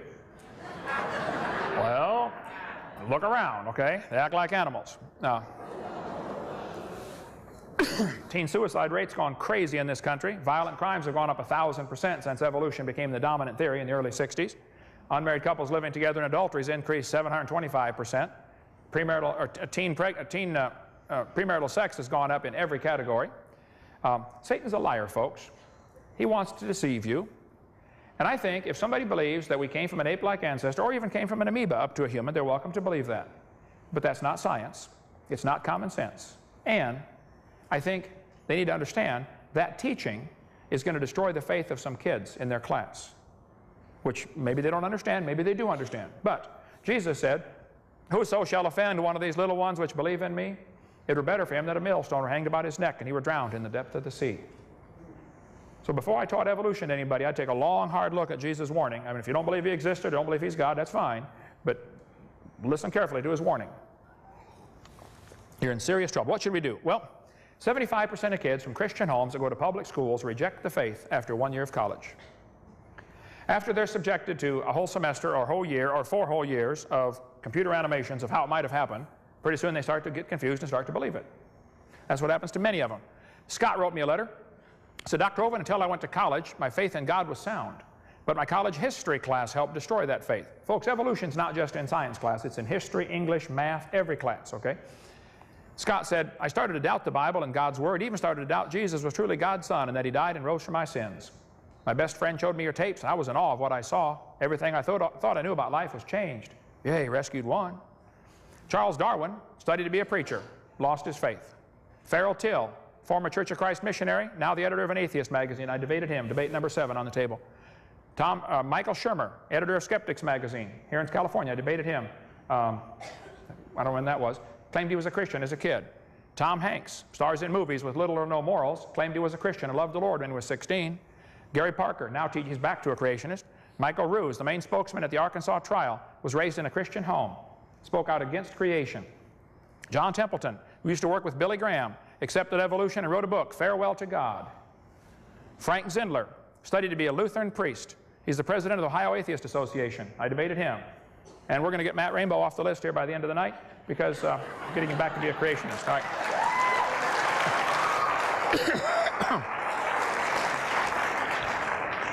Moses Mordecai Marx Levy, alias Karl Marx, when he was 17, wrote a paper on how much he loved the Lord. Then he went off to college, studied philosophy. First year in college, somebody destroyed his faith. Later he said, my objective in life is to dethrone God and destroy capitalism. Karl Marx, the father of communism. Marx tried to dedicate his book to Charles Darwin. He said on the title page, to Charles Darwin from a sincere admirer, Karl Marx. Marx knew communism wouldn't work without the evolutionary theory. See, our American system is founded on the idea that all men are created equal. They're endowed by their creator with certain rights. Communism is founded on the idea that all men evolved from slime and you're nothing but an animal.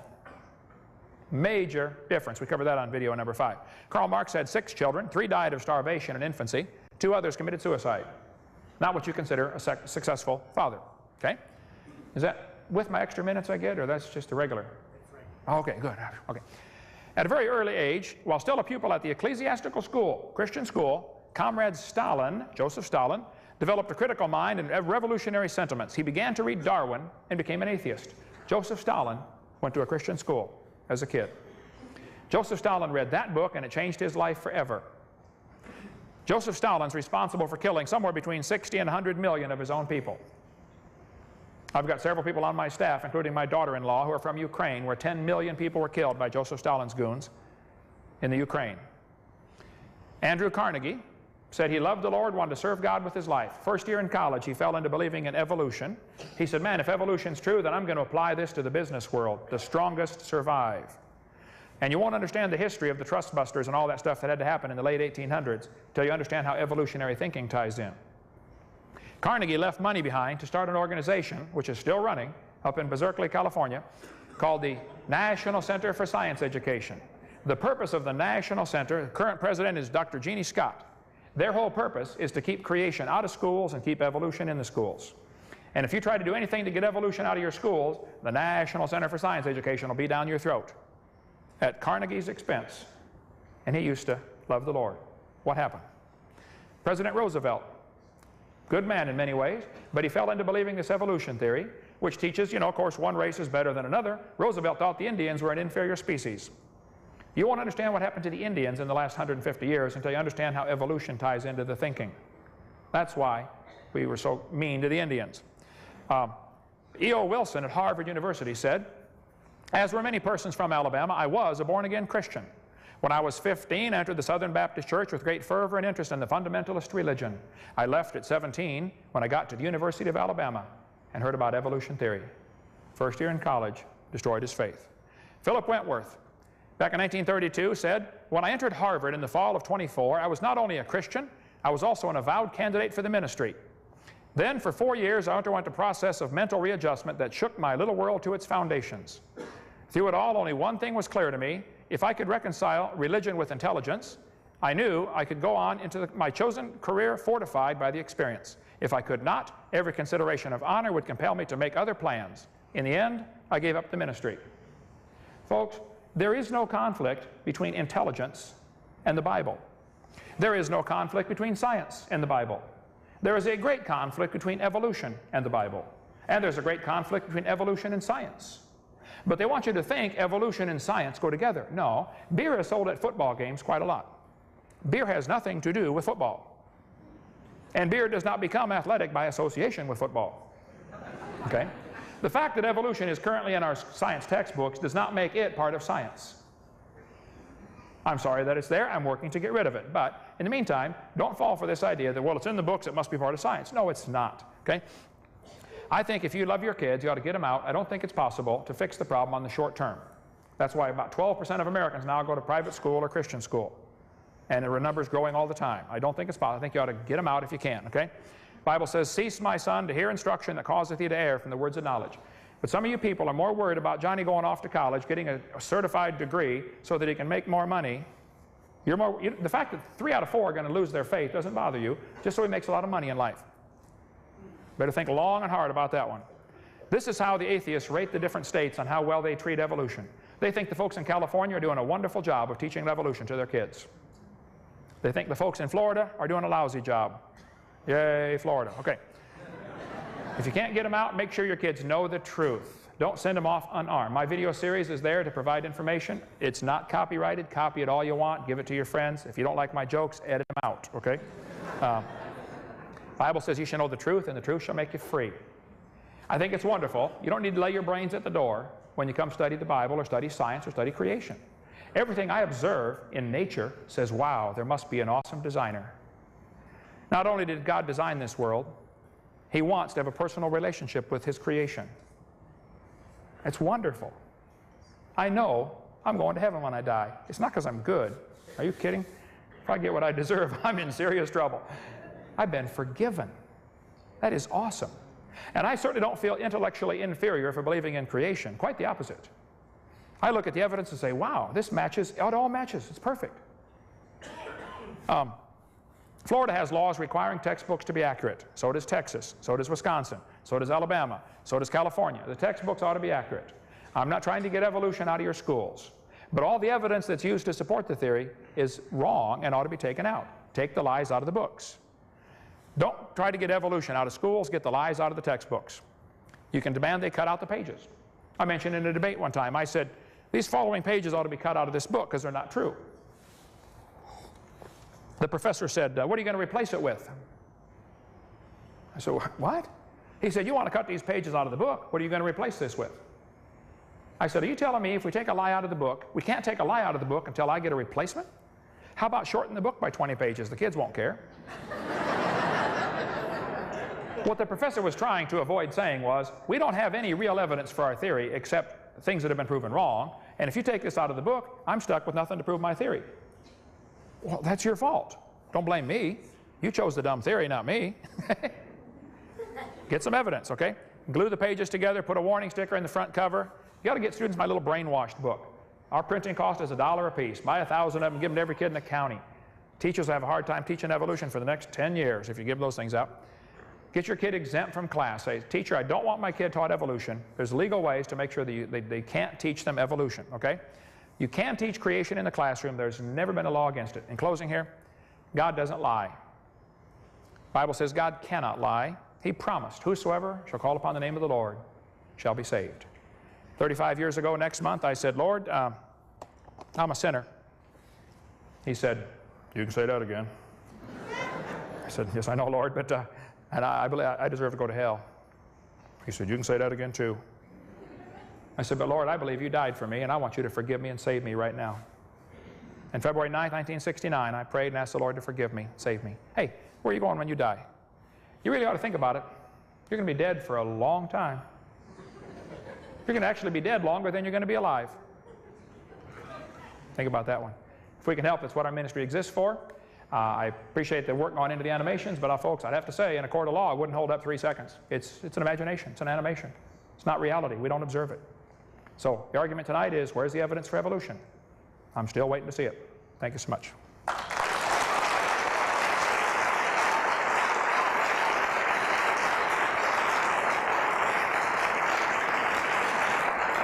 We will now enter the rebuttal period. I believe Dr. Rainbow used 53 minutes, which is the first, so you used your first rebuttal period, a little bit more, but we'll extend grace on that. So you have now 10 minutes of rebuttal. Okay, some things Dr. Rainbow said tonight that I think I should not leave hanging. He said half the population of the U.S. population rejects evolution. I think the implication is because they reject it because they don't understand it. I think quite the opposite is true. I think they do understand it and reject it. How many of you think you do understand what the evolution is trying to teach and you still reject it? Now, the choice is for the evolutionist to look at these hands and say, well, you people are stupid. Or to look at it and say, maybe there's a reason they're not getting it. And the evolutionist typically thinks, if I had, 75 hours to show you all this stuff, I could make you believe in it. Well, that is, again, implying you're dumb, I'm smart. You just don't know everything I know, or else you'd believe like I believe. I think the opposite is true. I think there are thousands of scientists who have studied this very carefully and thoroughly rejected the concept. It doesn't work. It doesn't happen. So I would certainly agree that over half the population doesn't believe in it, but I disagree that that means they're dumb. Actually, I think that means they're smart enough to realize that they didn't get brainwashed with all this teaching. He said evolution is the central unifying principle of biology. This has been the mantra for the last 20 years. The evolutionists keep saying, oh, you have to teach evolution. This is the central unifying theme. Well, just because they say that doesn't mean it is. I could say creation is the central unifying theme of the world. And they would say, I disagree. Okay, well, just saying something doesn't make it true. And you hear this over and over, and I see this in the court cases as I read about what happened in textbooks. They say evolution is the central theme. Evolution has nothing to do with biology. You could learn all the muscles, all the bones, all the nerves, all the fibers of the body, and never study evolution. You can teach the kids, okay kids, flexors, extenders, biceps, triceps, deltoid, you know, rectus femoris, and all these muscles of the body. You don't have to learn about, if the kid says, well, how'd they get there? Well, we don't know. We're learning the anatomy. Here's how it works. Evolution is unnecessary. It's a useless theory, and I think it's counterproductive. I think it's a waste of classroom time. And I think it shows up on the test scores. Now, as American kids test lower and lower and lower in their general knowledge of science because they waste so much time teaching that dumb theory. That's my totally unbiased opinion, okay? He said tonight that evolution glorifies God, okay? I will stand by my guns. It is not the God of the Bible. I debated Hugh Ross for 3 hours on the John Ankerberg show, and he was saying how that, you know, God needed millions of years to make this happen, and how the Neanderthals were, you know, soulless humans and all this stuff. I said, I am very concerned that when you and I say the word God, we're talking about two different things. I think you have a different God than I do, okay? I think Osama bin Laden believes in God, but he has a different God than I do, okay? Very different God than I do. So I don't think God used evolution. There's no evidence for it anyway. Why blame that on him, okay? He says atoms are self-assembled by a process we don't understand. Well, again, you're welcome to believe that, but that's, again, not science. I think the fact that atoms can self-assemble is evidence of design. The idea that in the beginning, you know, God created the heaven and earth and God plus dirt equals humans, that's not a problem for me to believe. But time plus dirt equals humans is a real problem for me to believe. This computer right here is nothing but natural components. There's nothing supernatural about a computer. There's not a little man running around in there changing the numbers on the screen, okay? It can be understood by purely natural processes. However, it didn't assemble itself. It can't assemble itself. You couldn't even get a nut and a bolt to evolve by chance that would fit together, let alone a 747. You couldn't get one nut on one bolt by blind chance. So if they want to believe all this happened, that's fine. But the atoms self-assemble because they're designed to do that. Okay? And as far as the assembly process, that's something I'd love to hear an evolution explain. How did we get from asexual reproduction to sexual reproduction? Which evolved first, the male or the female? So you got a real problem here. For as soon as you start going from asexual to sexual reproduction, you got to find two of the opposite sex in the same place at the same time. It's a big world, you know, they're talking billions of years. They got to find each other and be interested. Now you really got a problem, okay? So, lastly, not almost lastly here, 3 minutes, did you say? Okay. He said, I mentioned that, okay, lobe-finned fish, he gave the picture of how it changed, and you can do a computer animation, and National Geographic does this all the time on TV. You know, they show the computer animations of them changing, morphing from one to another. That's not science. That's imagination. I don't know how they don't see that, but that's all it is imagination. He said the only difference between you and a fish is the arrangement of molecules. Folks, there's a tremendous difference between you and a fish. Animals have a consciousness of themselves. They're alive. Humans have a consciousness of God. Vast difference between man and animals. The Bible talks clearly about that. I think that's obvious from common experience. So I see no evidence for evolution. I think the theory is useless. I think it's only supported by things that are proven wrong, and I resent paying for it in the textbooks. Thank you. Dr. Rainbow, you have, we'll give you 10, even though you used part of it. What I would like to do, what I was asked to do, is to talk about evidence for evolution. And I would like to show you the most powerful example that I'm aware of in organismal evolution,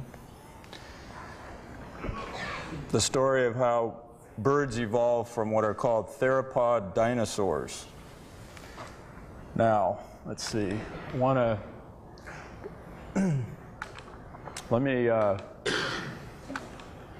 forward up here to, okay, birds.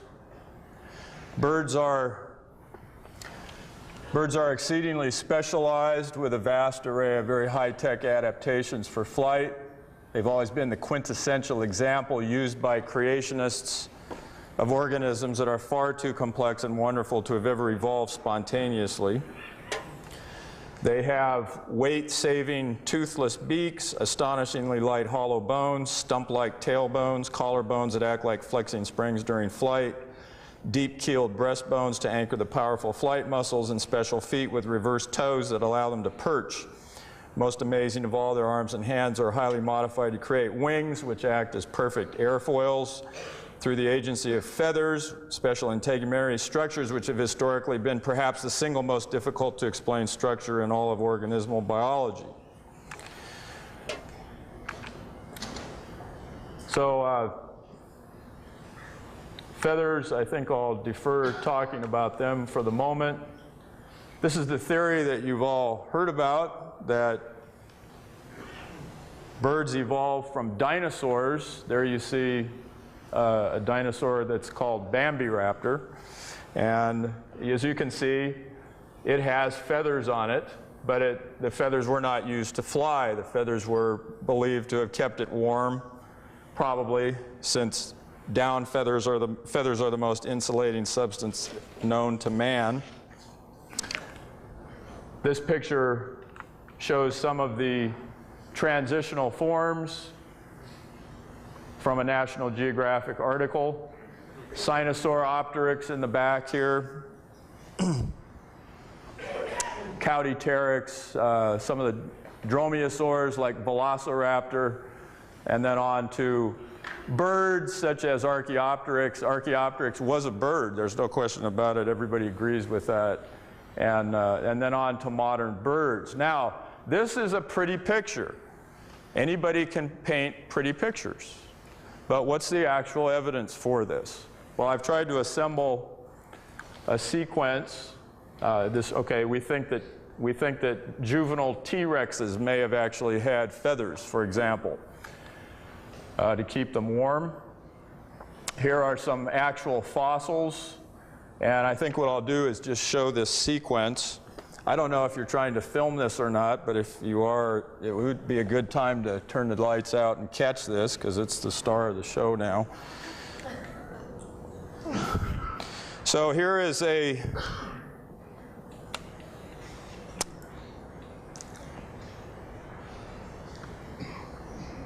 let's see here.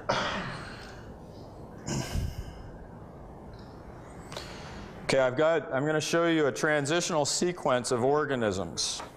And I'm going to show them to you first with no labels on them, just so you can get a feel for how the transitions are relatively smoothly occurring. Then we'll see the labels, and then I'm going to show you how the characteristics or the traits of birds accumulated in evolution step by step. So first of all, I decided to just start with a lobe-finned fish because I talked about that. We jump up to, let's see, I need to get this on the whole screen.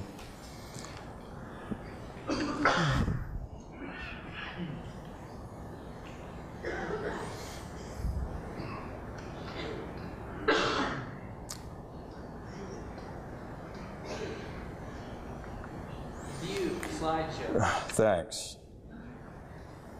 Well, is that what does it? Okay, thanks. No. I'm forgetting the command to make it the whole screen here. Oh, that's right, that's right. There we go. I've used it about 1,000 times. Okay, but now why is it going back there? I've got to get to...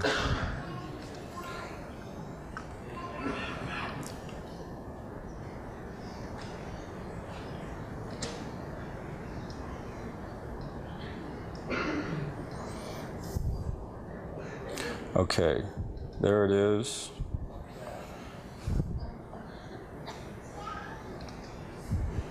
Okay, so here's a lobe-fin fish jumping huge macroevolutionary jump all the way up to a amphibian here. That would take a huge amount of explaining. And just look with your eyes at the sequence and how they're changing step by step in what seems to me a pretty smooth transition into organisms that look more and more like birds. There's finally a modern bird, and there's an eagle. Okay, now let's name these. A lobe-fin fish. You can see the dates there. A primitive amphibian like Ichthyostega. Again, that was macroevolution right there. Then we finally get to a primitive reptile called a cotylosaur, the first reptiles, an early archosaur, Proterosuchus, onto a thecodont called Euparkeria, and then a clearly bipedal organism, an early dinosaur, a theropod dinosaur, another theropod dinosaur, one that is known to have feather-like structures on its body, a tetnuran dinosaur like Allosaurus, which was a huge tetnuran, a maniraptoran dinosaur like Velociraptor. These are believed to be the closest relatives to birds. An avian dinosaur, the most primitive known bird, Archaeopteryx. Another avian dinosaur called Confuciusornis. An advanced avian dinosaur, a nearly modern enantiornithine bird, or what's called an opposite bird. A modern bird, like a pigeon, which is classified by most experts as still a dinosaur, and another modern bird like an eagle. So birds are considered to be feathered dinosaurs by probably 99% of all professional biologists who are qualified to have an opinion on the matter. Now, this is the part that really talks about the evidence. So what I've done is I've shown here a list of all the traits that birds have. Okay, so all these traits are possessed by modern-day birds. And I'm now going to show you the same exact sequence, and you're going to see how, as each organism comes up, you'll see highlighted in bright yellow the traits that that organism displays that are bird-like. And the key thing to remember, think of the phase space diagram that I showed you. Think of these organisms as chattering their way through evolutionary phase space, being driven by natural selection processes, where each of these organisms was not trying to make birds, because evolution never knows where it's going. It's a free-running random program. But you'll see these traits appearing in bright yellow as we go through it. So here, a lobe-fin fish has, just say, something like a leg. Okay, then a primitive amphibian has a full-fledged leg, as birds obviously do. Okay, then getting closer to the real sequence that we're interested in. Cotylosaurs, the most primitive reptiles, have scales. Birds still have scales on their legs. And amniotic eggs, which birds lay. We go to an early archosaur, or ruling reptile. You see the formation of what's called an antorbital fenestra. That means holes in the skull, holes in your skull. It makes your skull lighter. Birds have those to save weight. Okay, here we see a thecodont, Euparkeria, and although this looks like he's walking on four legs, it is believed by many scientists that this was bipedal at least part of the time. So bipedalism is critical in bird evolution because it liberates your front limbs to do something different, like become wings. Okay, then we have another early dinosaur, Ornithosuchus, and here we see offset ball and socket hip joint, and you raise the metatarsals and you walk on your toes. birds walk literally on their toes.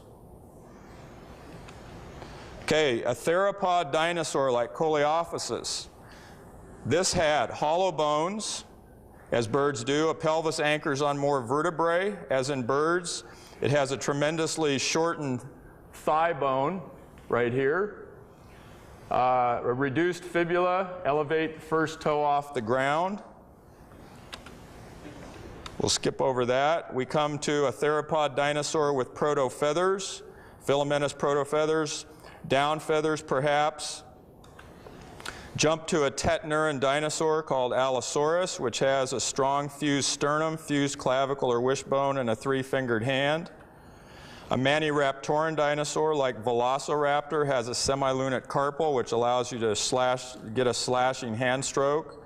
A swept-back pubic bone, as in birds, a shortened trunk. Go to an avian dinosaur like Archaeopteryx.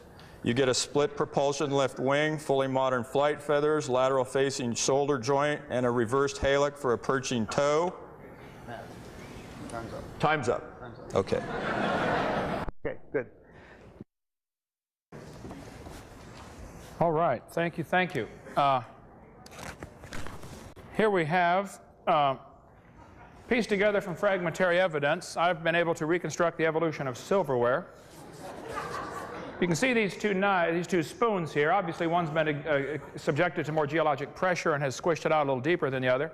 I believe knives slowly turned into spoons over millions of years, and then gradually erosion cut grooves into the end and turned them into short-tined forks. Then very slowly, of course, takes a long time, the forks got, the grooves got deeper and longer. I knew I had the right order. You can obviously tell that, but I just felt like I had a missing link. One day I was flying to Connecticut on US Air, and the stewardess handed me the missing link.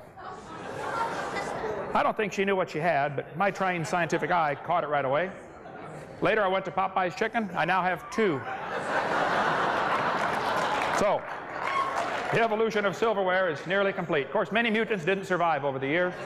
And once people realized I was doing studies on the evolution of the fork, they started sending me research, hoping to become famous, you know. People get desperate for fame in this field. This is a cutthroat business, okay? Somebody were hoping for fame and fortune. They sent me an obvious fraud. This is a fork head on a spoon handle. I caught it right away. I said, no, I'm sorry, this is unacceptable. This is a fraud, okay? Of course, how the race has evolved is still a question we're studying. But look, arranging things in order doesn't prove a thing. You can arrange words in order, turn a cat to a cot to a dot to a dog, changing one letter at a time. It doesn't prove a cat and a dog are related. You can play around long enough, turn yourself into a fool with this, okay? They say dinosaurs turn to birds. Well, let's study the evidence. The Bible says God made the birds on the 5th day, and He made the reptiles on the 6th day, which is exactly backwards to what evolution says. God has birds first, then reptiles. Let's study the evidence. This guy says, dinosaurs alive as birds. Well, you're welcome to believe that, but that's absurd, okay? There's no evidence for that whatsoever. It's one of the lies I cover on video number 4 of my lies in the textbooks. Archaeoraptor. October 15th, 1999, scientists unveil missing link of birds, dinosaurs. National Geographic, breaking news, missing link. Here's the picture he showed, November 99. He forgot to mention that 2 months later, it was admitted by everybody that it was a fraud. Archaeoraptor was disproven. It's not a missing link. The missing link is a fake. USA Today. From the remote province in China, an unusual dinosaur fossil made a mysterious journey from the hands of Chinese smugglers to the National Geographic Society. It's modern paleontology's greatest embarrassment. They found out it sprouted its remarkable tail not 120 million years ago, but only shortly after being smuggled out of China. It's the tale of a tale that has children believing in feathered dinosaurs that never existed. This one was added by an entrepreneurial Chinese farmer. It appears to have fooled another group of scientists as well as editors of the British journal Nature. Soers Olsen, curator of birds at Smithsonian Institute, turned the spotlight on the whole mess. Those involved with the scientific gaffe agreed that Olsen tried to warn officials at National Geographic in a letter sent November 1st, but they wouldn't listen. Both of the faked fossils were intended to support the theory that birds evolved from dinosaurs. Museums including Natural History in New York and also promote exhibits of dinosaur origin of birds. They say birds, Olsen, he still believes in evolution, But he doesn't buy into the fossils that they're being shown. He said these have been discredited. He says it happened independently. He didn't know how it happened, but he still believes it happened, okay? There's a good article from ICR, my friends down in Southern California. Institute for Creation Research has an article just recently, March of 2000, about Archaeoraptor, if you want to get more on that. Here's Scientific American, March of 2003, still promoting the idea that there were feathered dinosaur feathers. Richard Plum and Alan Brush wrote this article. Which came first?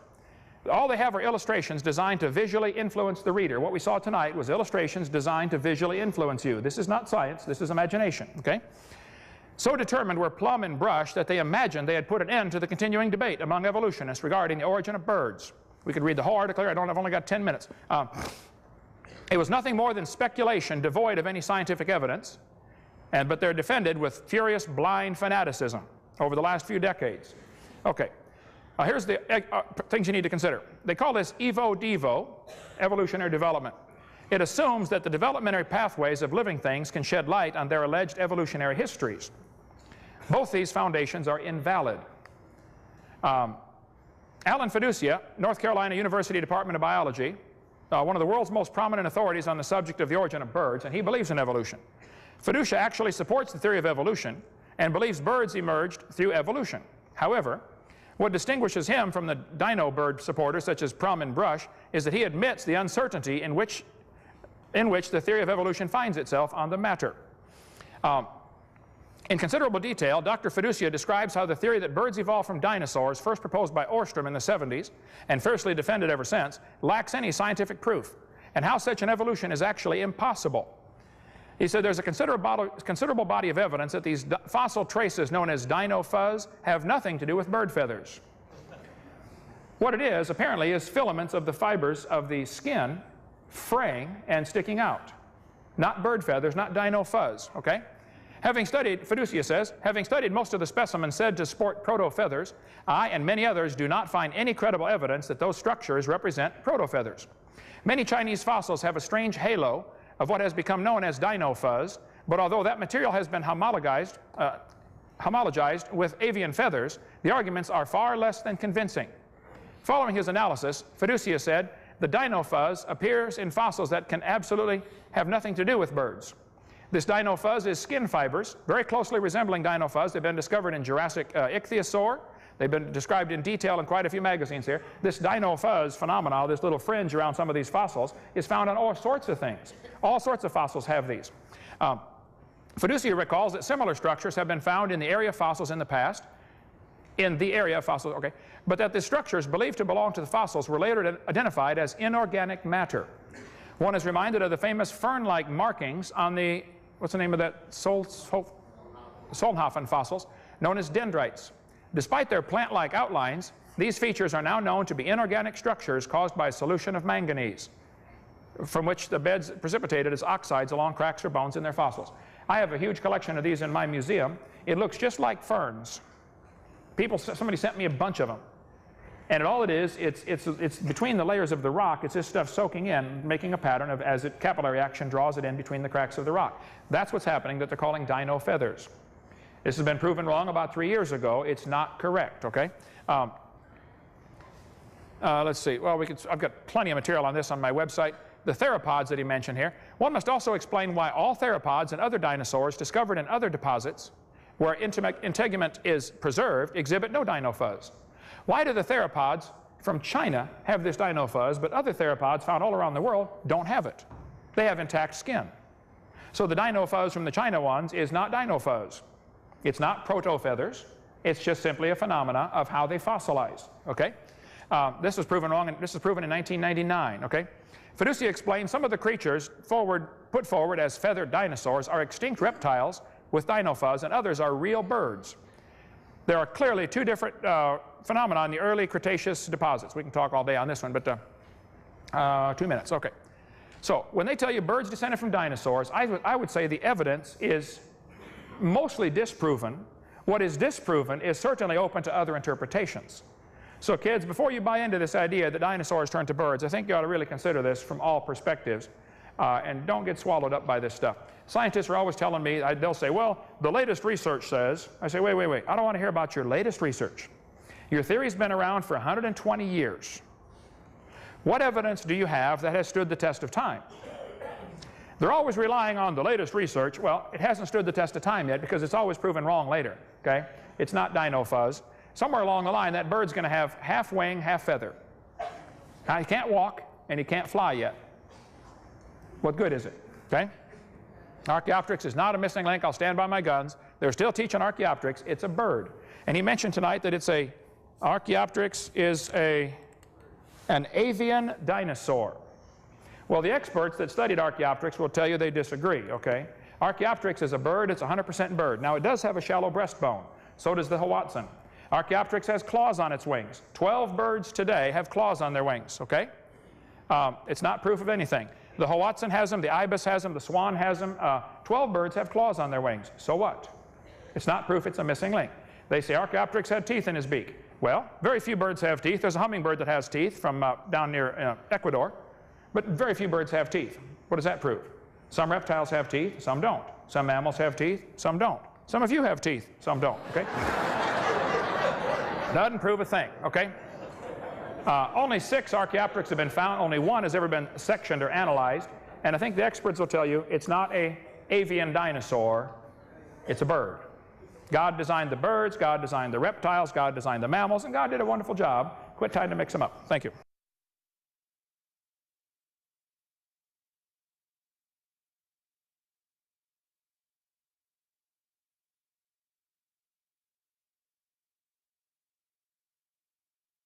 Okay, it's not 400 billion. Million. You said million. Well, we believe, mainline evolutionists believe that the Earth is about 4.6 billion years old. But if you're interested in how the epistemology or how we think we know what we know on that, it's primarily through radioactive dating. And how long am I supposed to take on each reply? Just quick, but okay. Let me just cut to the chase here about radioactive dating. Radioactive dating is a technique which is fraught with peril. It's difficult to do. It's full of many assumptions. There have been a huge number of mistakes made with it. I still believe that it is, when properly used, an essentially trustworthy technique. And here's the key thing about radioactive dating in creation-evolution debates. When you're trying to determine if a measuring instrument is valid, like let's say a ruler, okay? We've all measured the lengths of things with rulers. Okay, now has anybody here, like me, I'm embarrassed to admit this, once I measured something with a ruler, and here I have a PhD in science, and I was measuring something with a ruler, and to my horror, I discovered that I was mismeasuring it. I didn't have it on the 0 mark, and I actually made a mistake, okay? Here's someone with a PhD misuses a ruler. And I'm sure that many people here, children, drunkards, many people throughout history have failed to use a ruler properly. So the key point here about radioactive dating is that if you're trying to determine whether a measuring instrument is valid or not, you cannot just look at the mistakes that have been made. This is what creationists always do. They point out dozens of mistakes that have been made with ludicrous results. But what you need to do is you need to show cases where the instrument was used properly. And I have right there an awesome example of radioactive dating being used properly that I think in a single stroke can verify the efficacy of it. Okay, you're talking about what would be called prebiotic evolution. How did the first cells get here? Prebiotic evolution is by far the most poorly understood thing in all of evolutionary theory. It's so poorly understood, in fact, that I actually tell my students that you could have intellectual integrity to simply say that the first cells were specially created by God. And I actively entertain that as a possibility. And I'm not just saying that, I really truly entertain that as a possibility. I still think you give us about 25 years and I think we'll solve that problem. The one thing that I can say empirically about it is that, okay, you have to have DNA to make proteins, but the proteins are necessary. DNA polymerase is necessary to make DNA. So you need something that can both carry genetic information and act as an enzyme. And we have discovered such a thing. It's RNA, ribonucleic acid. RNA has been shown over and over in about 4 or 5 major cases to be able to function as an enzyme. For example, in the ribosome, the huge assembly that synthesizes proteins, it's been proven that the active site in that assembly, the part where amino acids are actually being placed into proteins, the active site is RNA. The closest protein is 18 angstroms away, which is light years away in biochemistry. So it by no means comes close to solving the entire problem, but RNA is a huge step toward solving this chicken and egg problem, because RNA can do both. Yeah, I would say they're very far from a solution in spite of enormous federal tax dollars spent to try to solve this problem, because it's unsolvable. The fact of the matter is they're just so complex.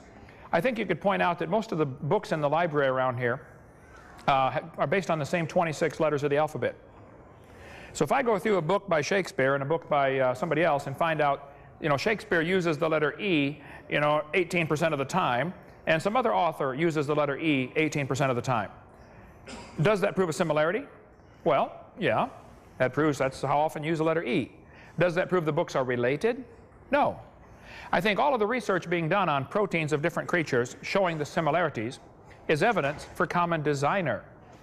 And I resent that the textbooks in your town, and most towns, only present the kids with one view. They show the kids the evidence, the similarities of DNA, and say, see, this is proof of a common ancestor. No.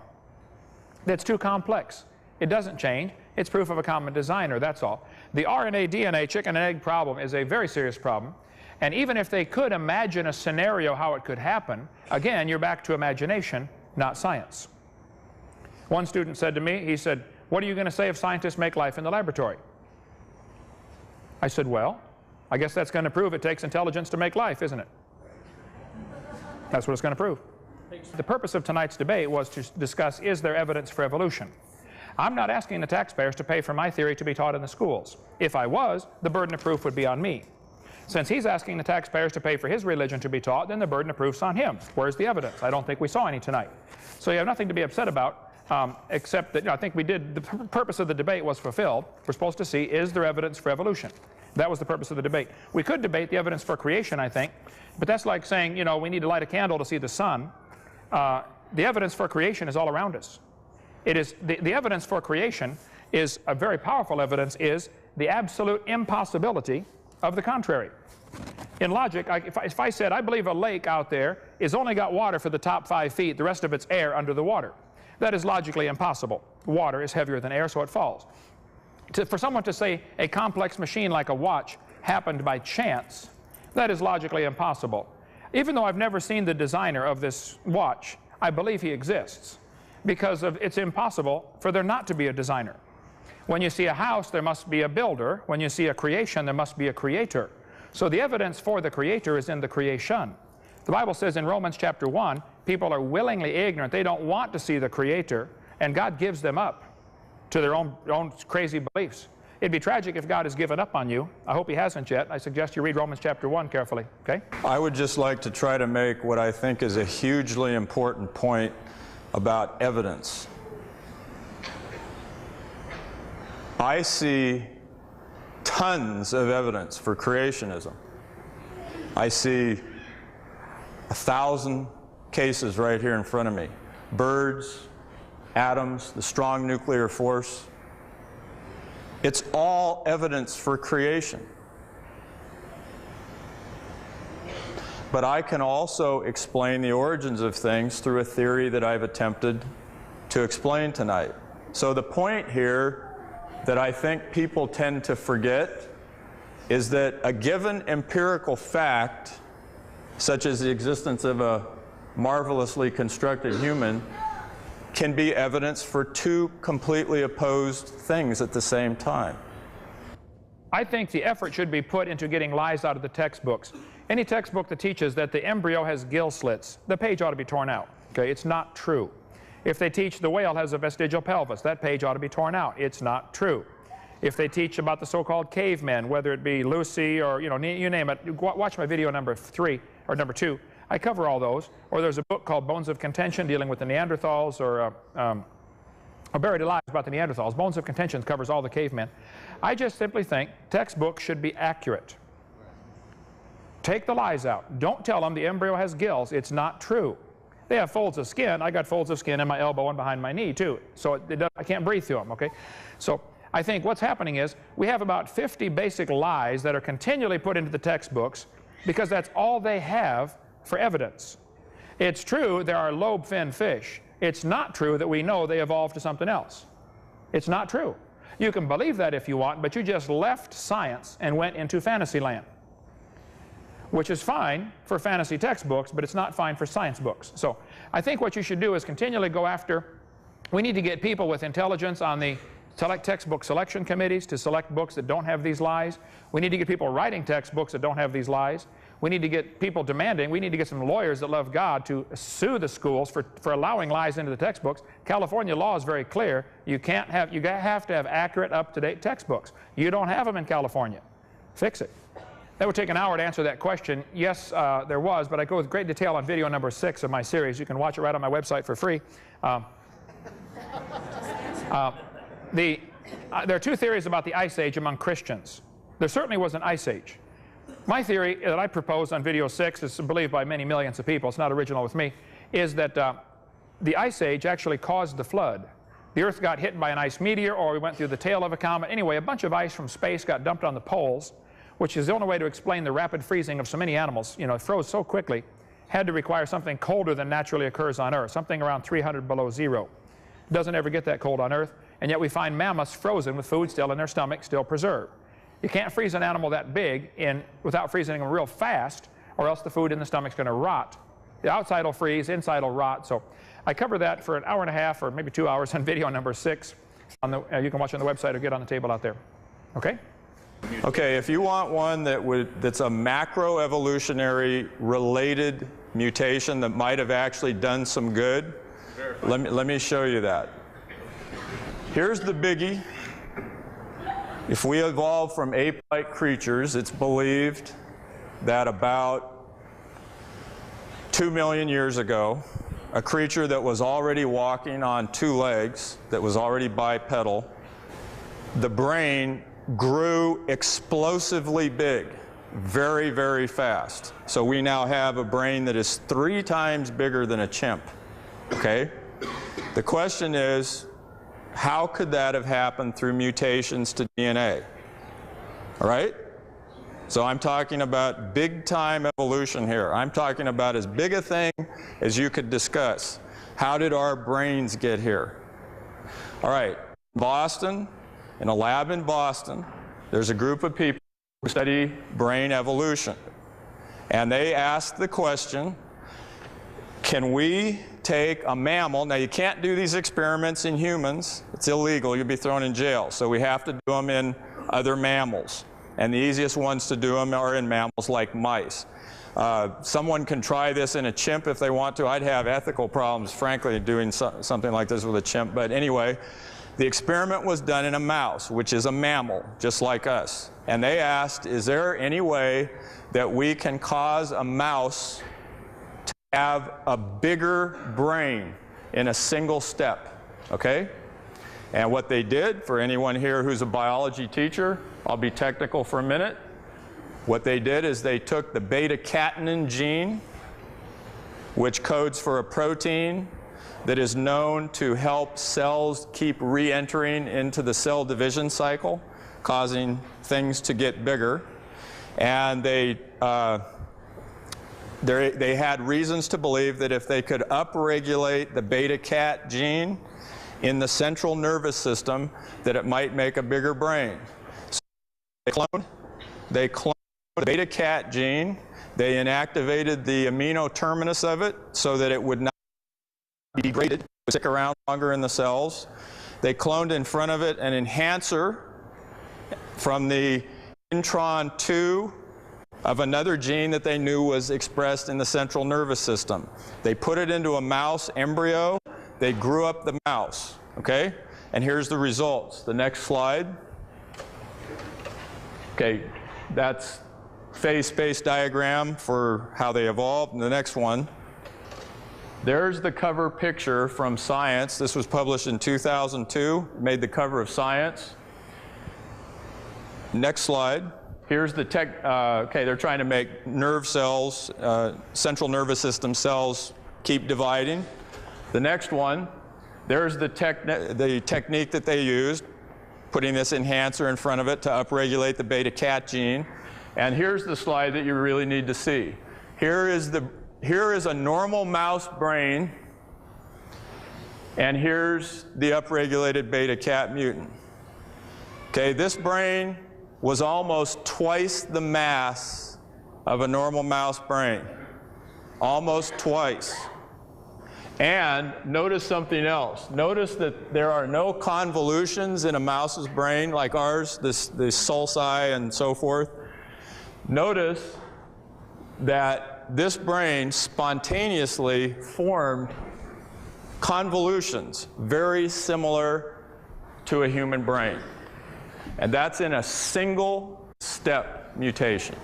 And the fact that they can do something in the laboratory certainly is not proof that it did happen in nature. So again, you're back to a religious belief, not a scientific statement, okay? And the convolutions, I think, would be normal. See, humans have a section of the brain called Broca's convolution that allows speech. No other animal has that. There are giant steps in our brain. Even arranging them in order wouldn't prove it happened. You could take an animal with a small brain and an animal with a big brain. That proves no relationship. If I get buried on top of a hamster, that does not prove he's my grandpa, okay? So what they're doing is they're doing stuff on paper and imagining how it might have happened. This is not real science. This is imagination. This is fairy tale stuff. So you can play with the genes and cause them out. They do the same thing with polyploidy with vegetables and stuff. You can take strawberries and manipulate the genes, and they double the chromosome number, and you get giant strawberries that taste terrible. Okay? But they're twice the size. That's not new information. It's a doubling of existing information. No different than a cow having 5 legs or something, you know. It's not new information. It's a doubling or expanding of existing information. There are no examples where a naturally occurring mutation has caused an increase in genetic complexity. Richard Dawkins, who refused to debate me from Cambridge University when I was over there a few months ago, Richard Dawkins was asked on TV, he said, can you think of one example of a mutation that has caused an increase in genetic complexity? Evolution would require billions of them. Can you name one, please? He was dead silent for 19 seconds. Finally, he said, shut off the camera, please. There aren't any. There are none. So, had to be designed, my case, okay? Okay, I don't think I am the issue at all. I think the truth is the issue, and God's Word is the issue, which is basically at stake. I had probably 15 of Dr. Rainbow's students come to tell me that he spends his entire class pushing the evolution theory and really gives creationists or Christians a hard time. So he's using tax dollars to do that. So I guess I feel like I'm defending truth. I'm not defending me. If I came across as prideful, I'm sorry. I'm not. I'm just a lowly high school science teacher that's sick and tired of his tax dollars being used to destroy the faith of kids. That's all. Ernest Haeckel falsified and was proven to have falsified certain drawings of embryos. And the fact that, okay, let me show a slide. At the top, that's what the phylotypic stage of vertebrate embryos actually look like. And Dr. Hovind showed an excellent slide of it with actual photographs. They are different at the top there, but notice also how similar they are. And the next slide, that is a human embryo. And here you see the long, here's the hind leg developing what us evolutionists would call a very long fish-like tail, just like the fish embryo has. And then here we see the subject of our discussion tonight. These are called pharyngeal gill clefts. And these form in a fish, just like this, and they also form in a human. So the take-home message from the theory of evolution is that evolutionary theory predicts very powerfully that organisms would have to some degree, recapitulate in their embryology what happened in evolution. And I have a 45-minute lecture that I actually gave this very day in my class on vertebrate Evo-Devo, in which I show how this is very no, they're not gill slits. These are not gill slits, and Dr. Hovind is totally correct in trying to rip that stupid statement out of the textbooks. It's totally deceiving to say that a human embryo has gill slits. We don't. We have the remains of one, which is your eustachian tube. It still goes from the outside to the inside of your throat. We have the remains of one, but we do have pharyngeal gill clefts, just like a fish does. And it would take me a long time to demonstrate it, but it's evidence for evolution. It's exactly the kind of thing we would expect to see if the theory is true, and we see it. I think if, from a design perspective, as the baby develops inside the mother, it's very important that the nervous system develop first and the circulatory system develop first. The hind legs are unnecessary for the first few months of development. He's not going to go anywhere. Okay? So if you'll notice, where the hind legs are going to be growing, this is not a tail. These 5 or sometimes 6 little bones become the tail bone, the coccyx. The next 5 or 6 up become the lumbar. Some people have 5, some have 6. Most have 5 fused together for the lumbar. And that's exactly the right position where they are. So what you see happening here is the backbone and the central nervous system is developing first, which is the logical way it has to develop. It starts with the brain. It has to end someplace. It ends at the end of the tail.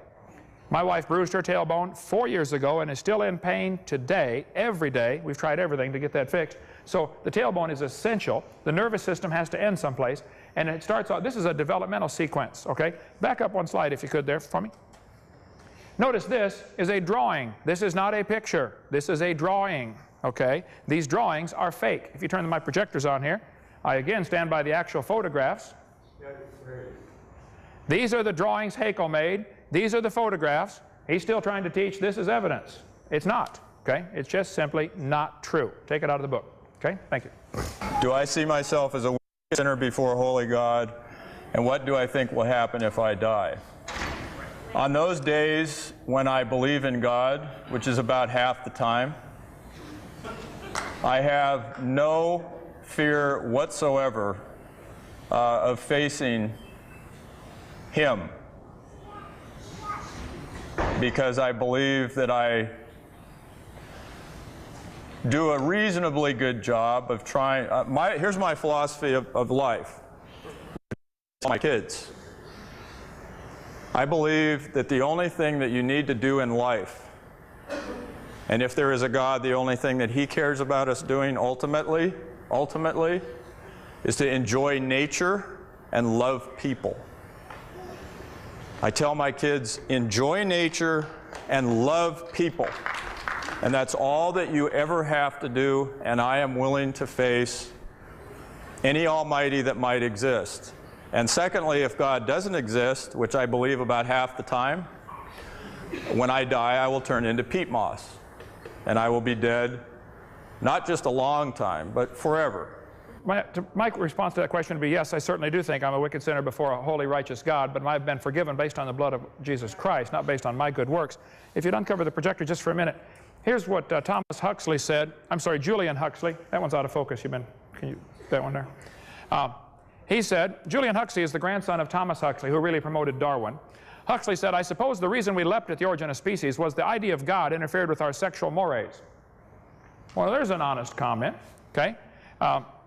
Michael Ruse, former Christian, said evolution is promoted by its practitioners as more than mere science. Evolution is an ideology, a secular religion, a full-fledged alternative to Christianity with meaning and morality. He said, I'm an ardent evolutionist and an ex-Christian.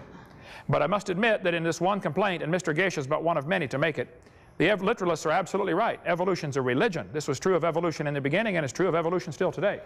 So it's something people believe in. It's not something they have real scientific evidence for. I think that as far as what happens when we die, we're going to stand before a holy, righteous God and give an account for everything we've said, done, or thought about. And if it wasn't for Jesus Christ, I would fear that day. Okay? Okay, we're talking about the Big Bang Theory. And my way of thinking about that whole thing is very simple, philosophically.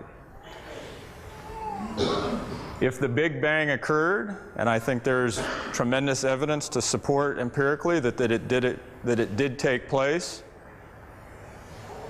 scientists are completely, totally, 100% incapable of explaining why it happened.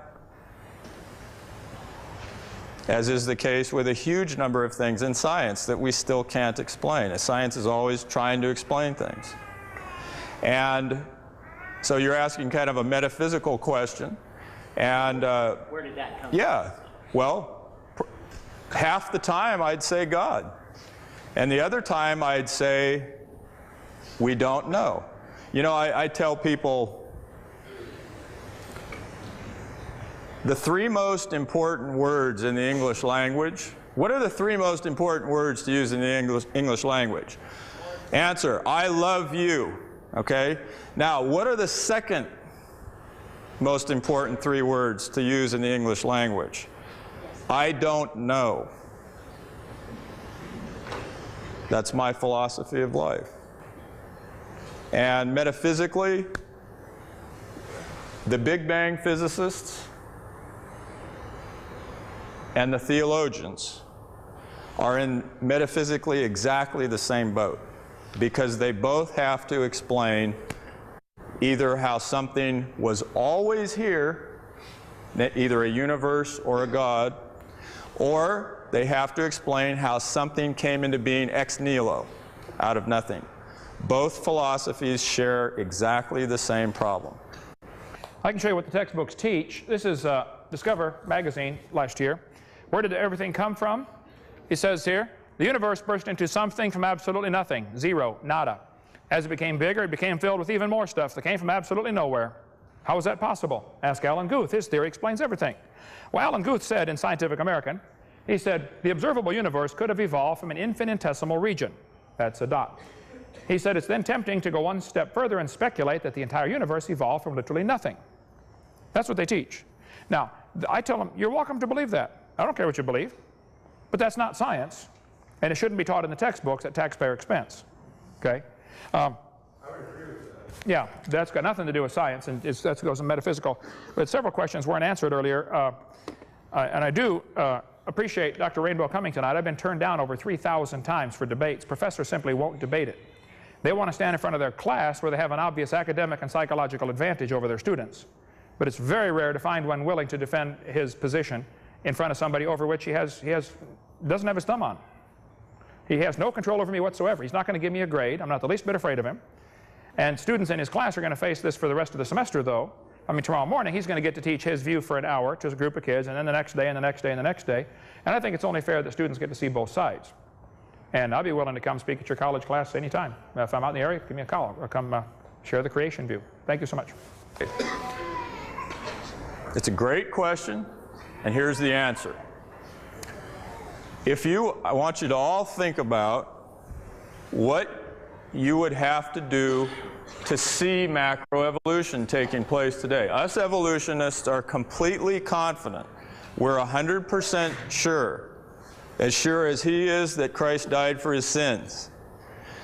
We're sure that evolution is taking place constantly all over the earth. Why don't we see it?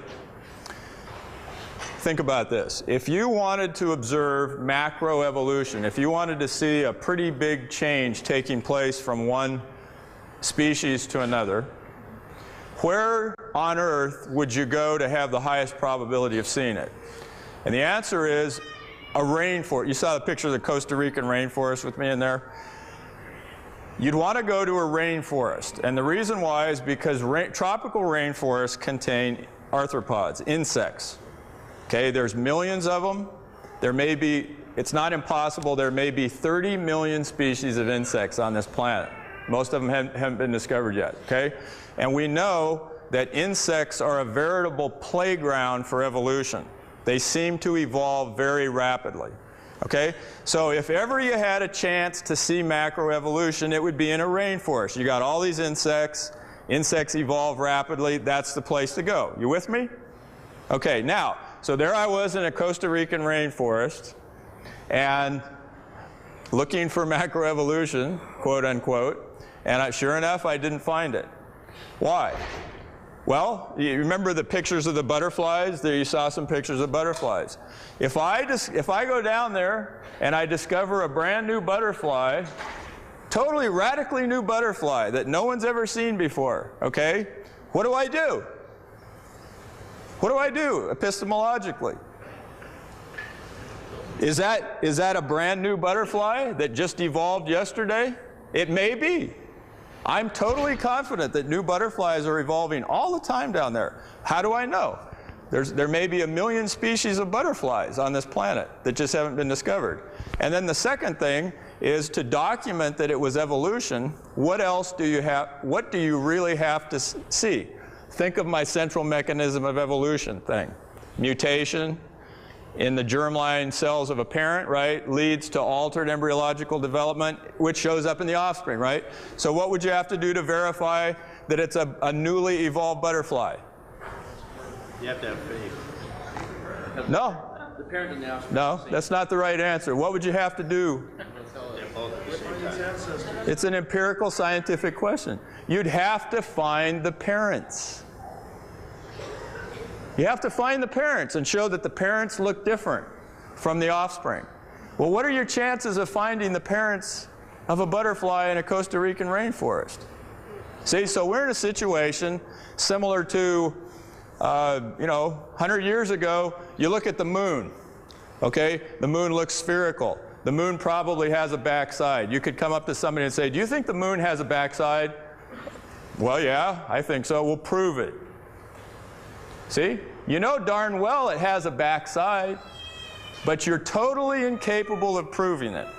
We know darn well that macroevolution is taking place on other grounds that I don't have time to talk about, but we are in fact completely incapable of proving it for the reasons that I've just given you. Okay? Okay, and I think that demonstrates clearly what I've been saying all night. It's a religion. It's not a faith. I mean, it's not a science, okay? It's easy to think the moon has a backside because of the impossibility of the contrary, okay? All round objects that we see have backsides to them. Now, the idea that there's not a creator is clearly impossible. Things are just too complex. There had to have been a creator. As far as the original question of going from, dinosaurs to birds, if you could undo the covers there, please. There are thousands and thousands, possibly millions of differences between reptiles and birds. And he's glossing over these gross differences. The lung structure, you mentioned about the bone structure. Bones are hollow on birds and solid on reptiles. The lung structure is different. The eggs are different. The reproductive system is different. There are thousands of major differences and probably millions or billions of minor differences. Reptiles are covered with scales. Birds are covered with feathers. They're both made of keratin, but that's where the similarity stops. They come from different genes on the chromosome. Feathers are extremely complex. Your hair is made of keratin. Your fingernails are made of keratin. The fact that different structures in the world are made of keratin on different creatures is proof the designer is using the same material for different applications. Just like battleships and forks and tin cans are all made out of iron, that doesn't prove a relationship. It proves iron's a good metal to make a lot of different things out of, and keratin's a good protein to make a lot of things out of. It's not at all evidence of relationship. It's evidence of design. The second law of thermodynamics is antithetical to evolution because order cannot arise out of disorder. Is that how you've heard it formulated? Yeah. Okay. Is Terry here tonight? My colleague Terry made 3 video clips for me. Would you agree with that statement that order cannot arise from disorder? Because that's how I very often hear it stated. Yes, I would agree with that. Okay, well, watch this. Now, you're sure order cannot arise from disorder.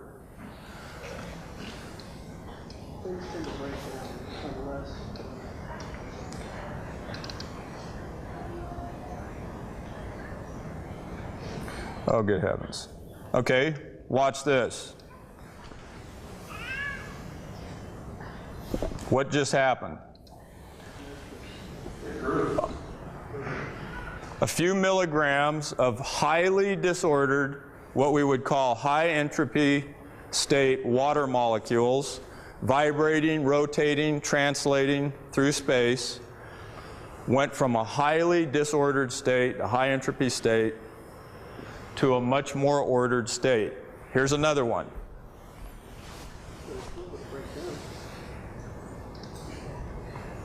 Here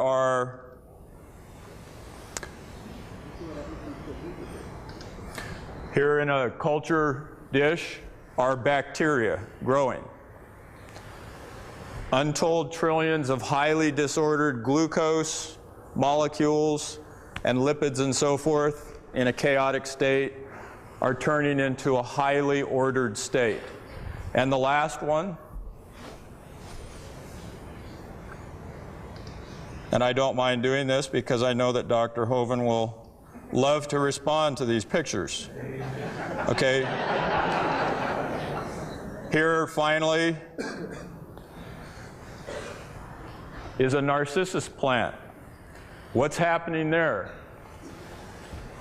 Again, highly disordered carbon dioxide molecules in the air, water molecules in the soil are becoming ordered. So before your very eyes, order is being created out of disorder. High entropy materials are entering into a lower entropy state. So one thing is certain, the usually heard statement that order cannot arise from disorder is complete poppycock, and creationists need to stop using that. And my colleague, Kent Hovind, is way too smart to use that statement. He would never be stupid enough to say that. See, he would never use that. I'm telling, this is a sermon for you guys. Stop using that silly statement. Now what Dr. Hovind will say next is that what you need to create order out of disorder is two things. You need Gibbs free energy. You need a high quality source of free energy to drive it. And it's not enough to just give something energy. You need an intelligent, so to speak, system, some kind of a biochemical orderly system that can harness the energy and do something with it. Okay? You shine sunlight on the roof of your car, it destroys the roof of your car. You shine sunlight on the narcissus plant and it grows. Okay, so the question is, where does the order come from in that plant? Answer, DNA. Where did DNA come from? Evolution. Where did evolution come from, in my opinion? God. God designed this self-assembling system. So behold the glory of God in that narcissus plant. Okay. Okay, what he gave are clear examples that the second law of thermodynamics does indeed hold, because that narcissus plant did not grow without the DNA telling it what to do. It took in an enormous amount of energy, not only from the sun, but also from the water and from the soil. So everything does tend toward disorder, is the most commonly way of stating the second law of thermodynamics. All the examples he gave, like the snowflake coming from disordered water, is an example, is the opposite of an example of what he wants to use. Because what happened there, the snowflake was forming because of the design of the water molecule. Water molecules are designed with a 105-degree angle between the hydrogens as it attaches to the oxygen molecule. It vibrates around some, but as it loses energy, it starts to lock into a system because of the design of the molecule. Anybody that studied mineralogy will tell you minerals cleave based upon the design of the atom. Okay, sodium, for instance, cleaves into perfect cubes. Sodium chloride does. Salt, because of the design of how the sodium and chlorine go together.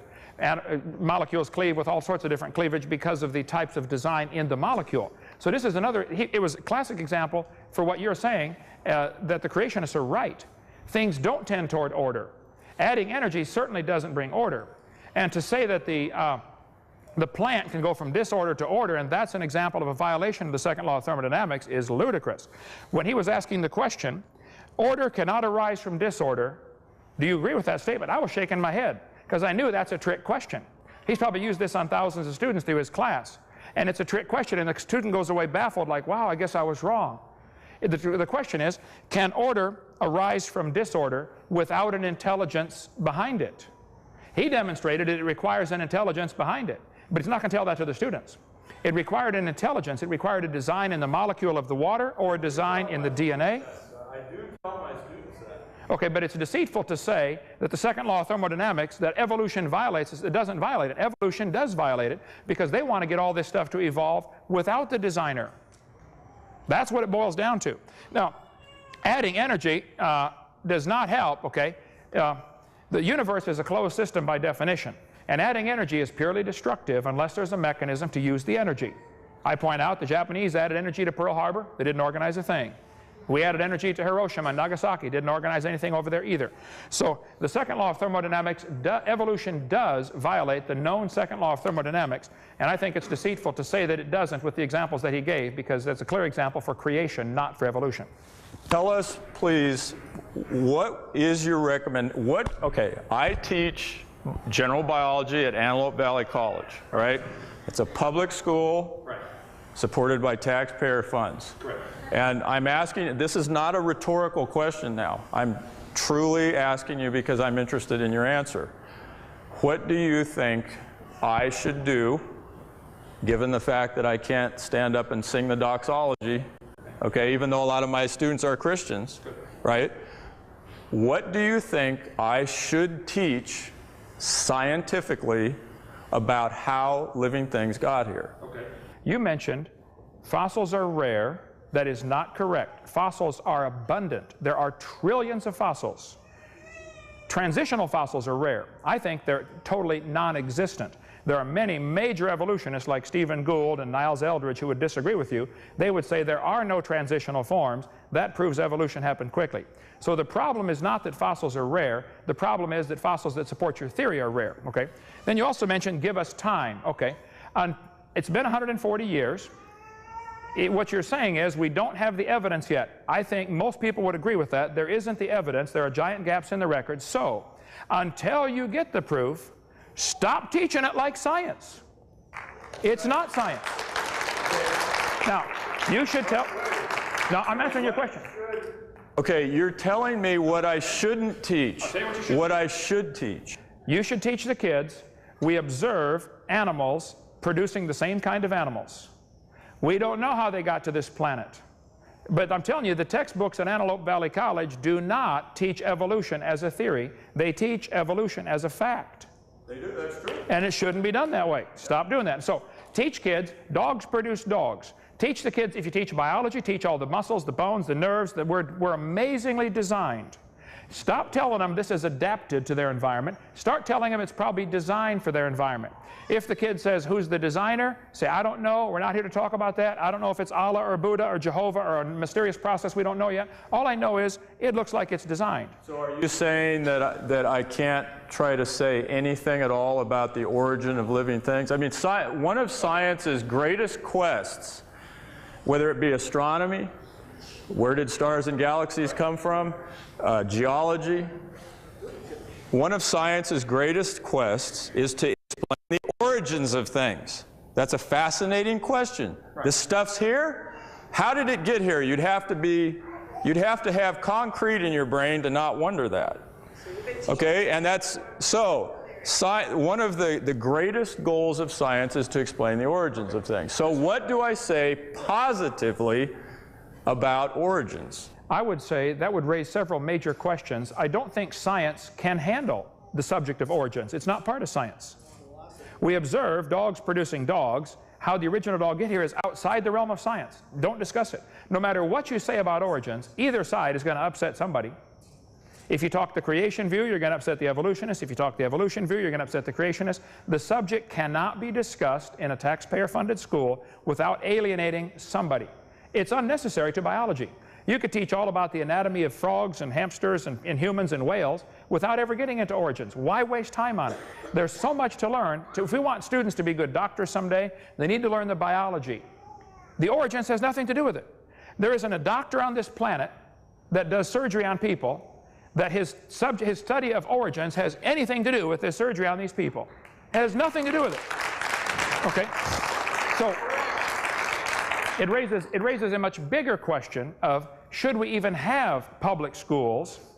Because there are, getting into the origin subject, maybe everybody should just go to privately funded schools. The Muslims can teach what they believe, the Catholics can teach what they believe, the Baptists teach what they believe, and then strict competition, the better doctors would win out the jobs. It wouldn't matter. I'm telling you, the subject of evolution is unnecessary, it's counterproductive, it's a waste of time, and it's not science. Why is it included? I think you should simply, as kids, I'm going to teach you biology. You probably know an enormous amount of biology about the nervous system, about the circulatory system, the lymphatic system, all the systems of the body. Teach it. Leave the origins out of it. Contrary to what some of my students say, about 85% of what I teach in my general biology course is not evolution. Good. I get accused all the time, oh, Dr. Rainbow, that's all he ever teaches is evolution. That is complete poppycock. You look at my syllabus, I'm teaching them about DNA and RNA and proteins, and that's good. So I do. You asked what I thought you should do. I would leave out the other 15% then and make 100% biology, just teach biology.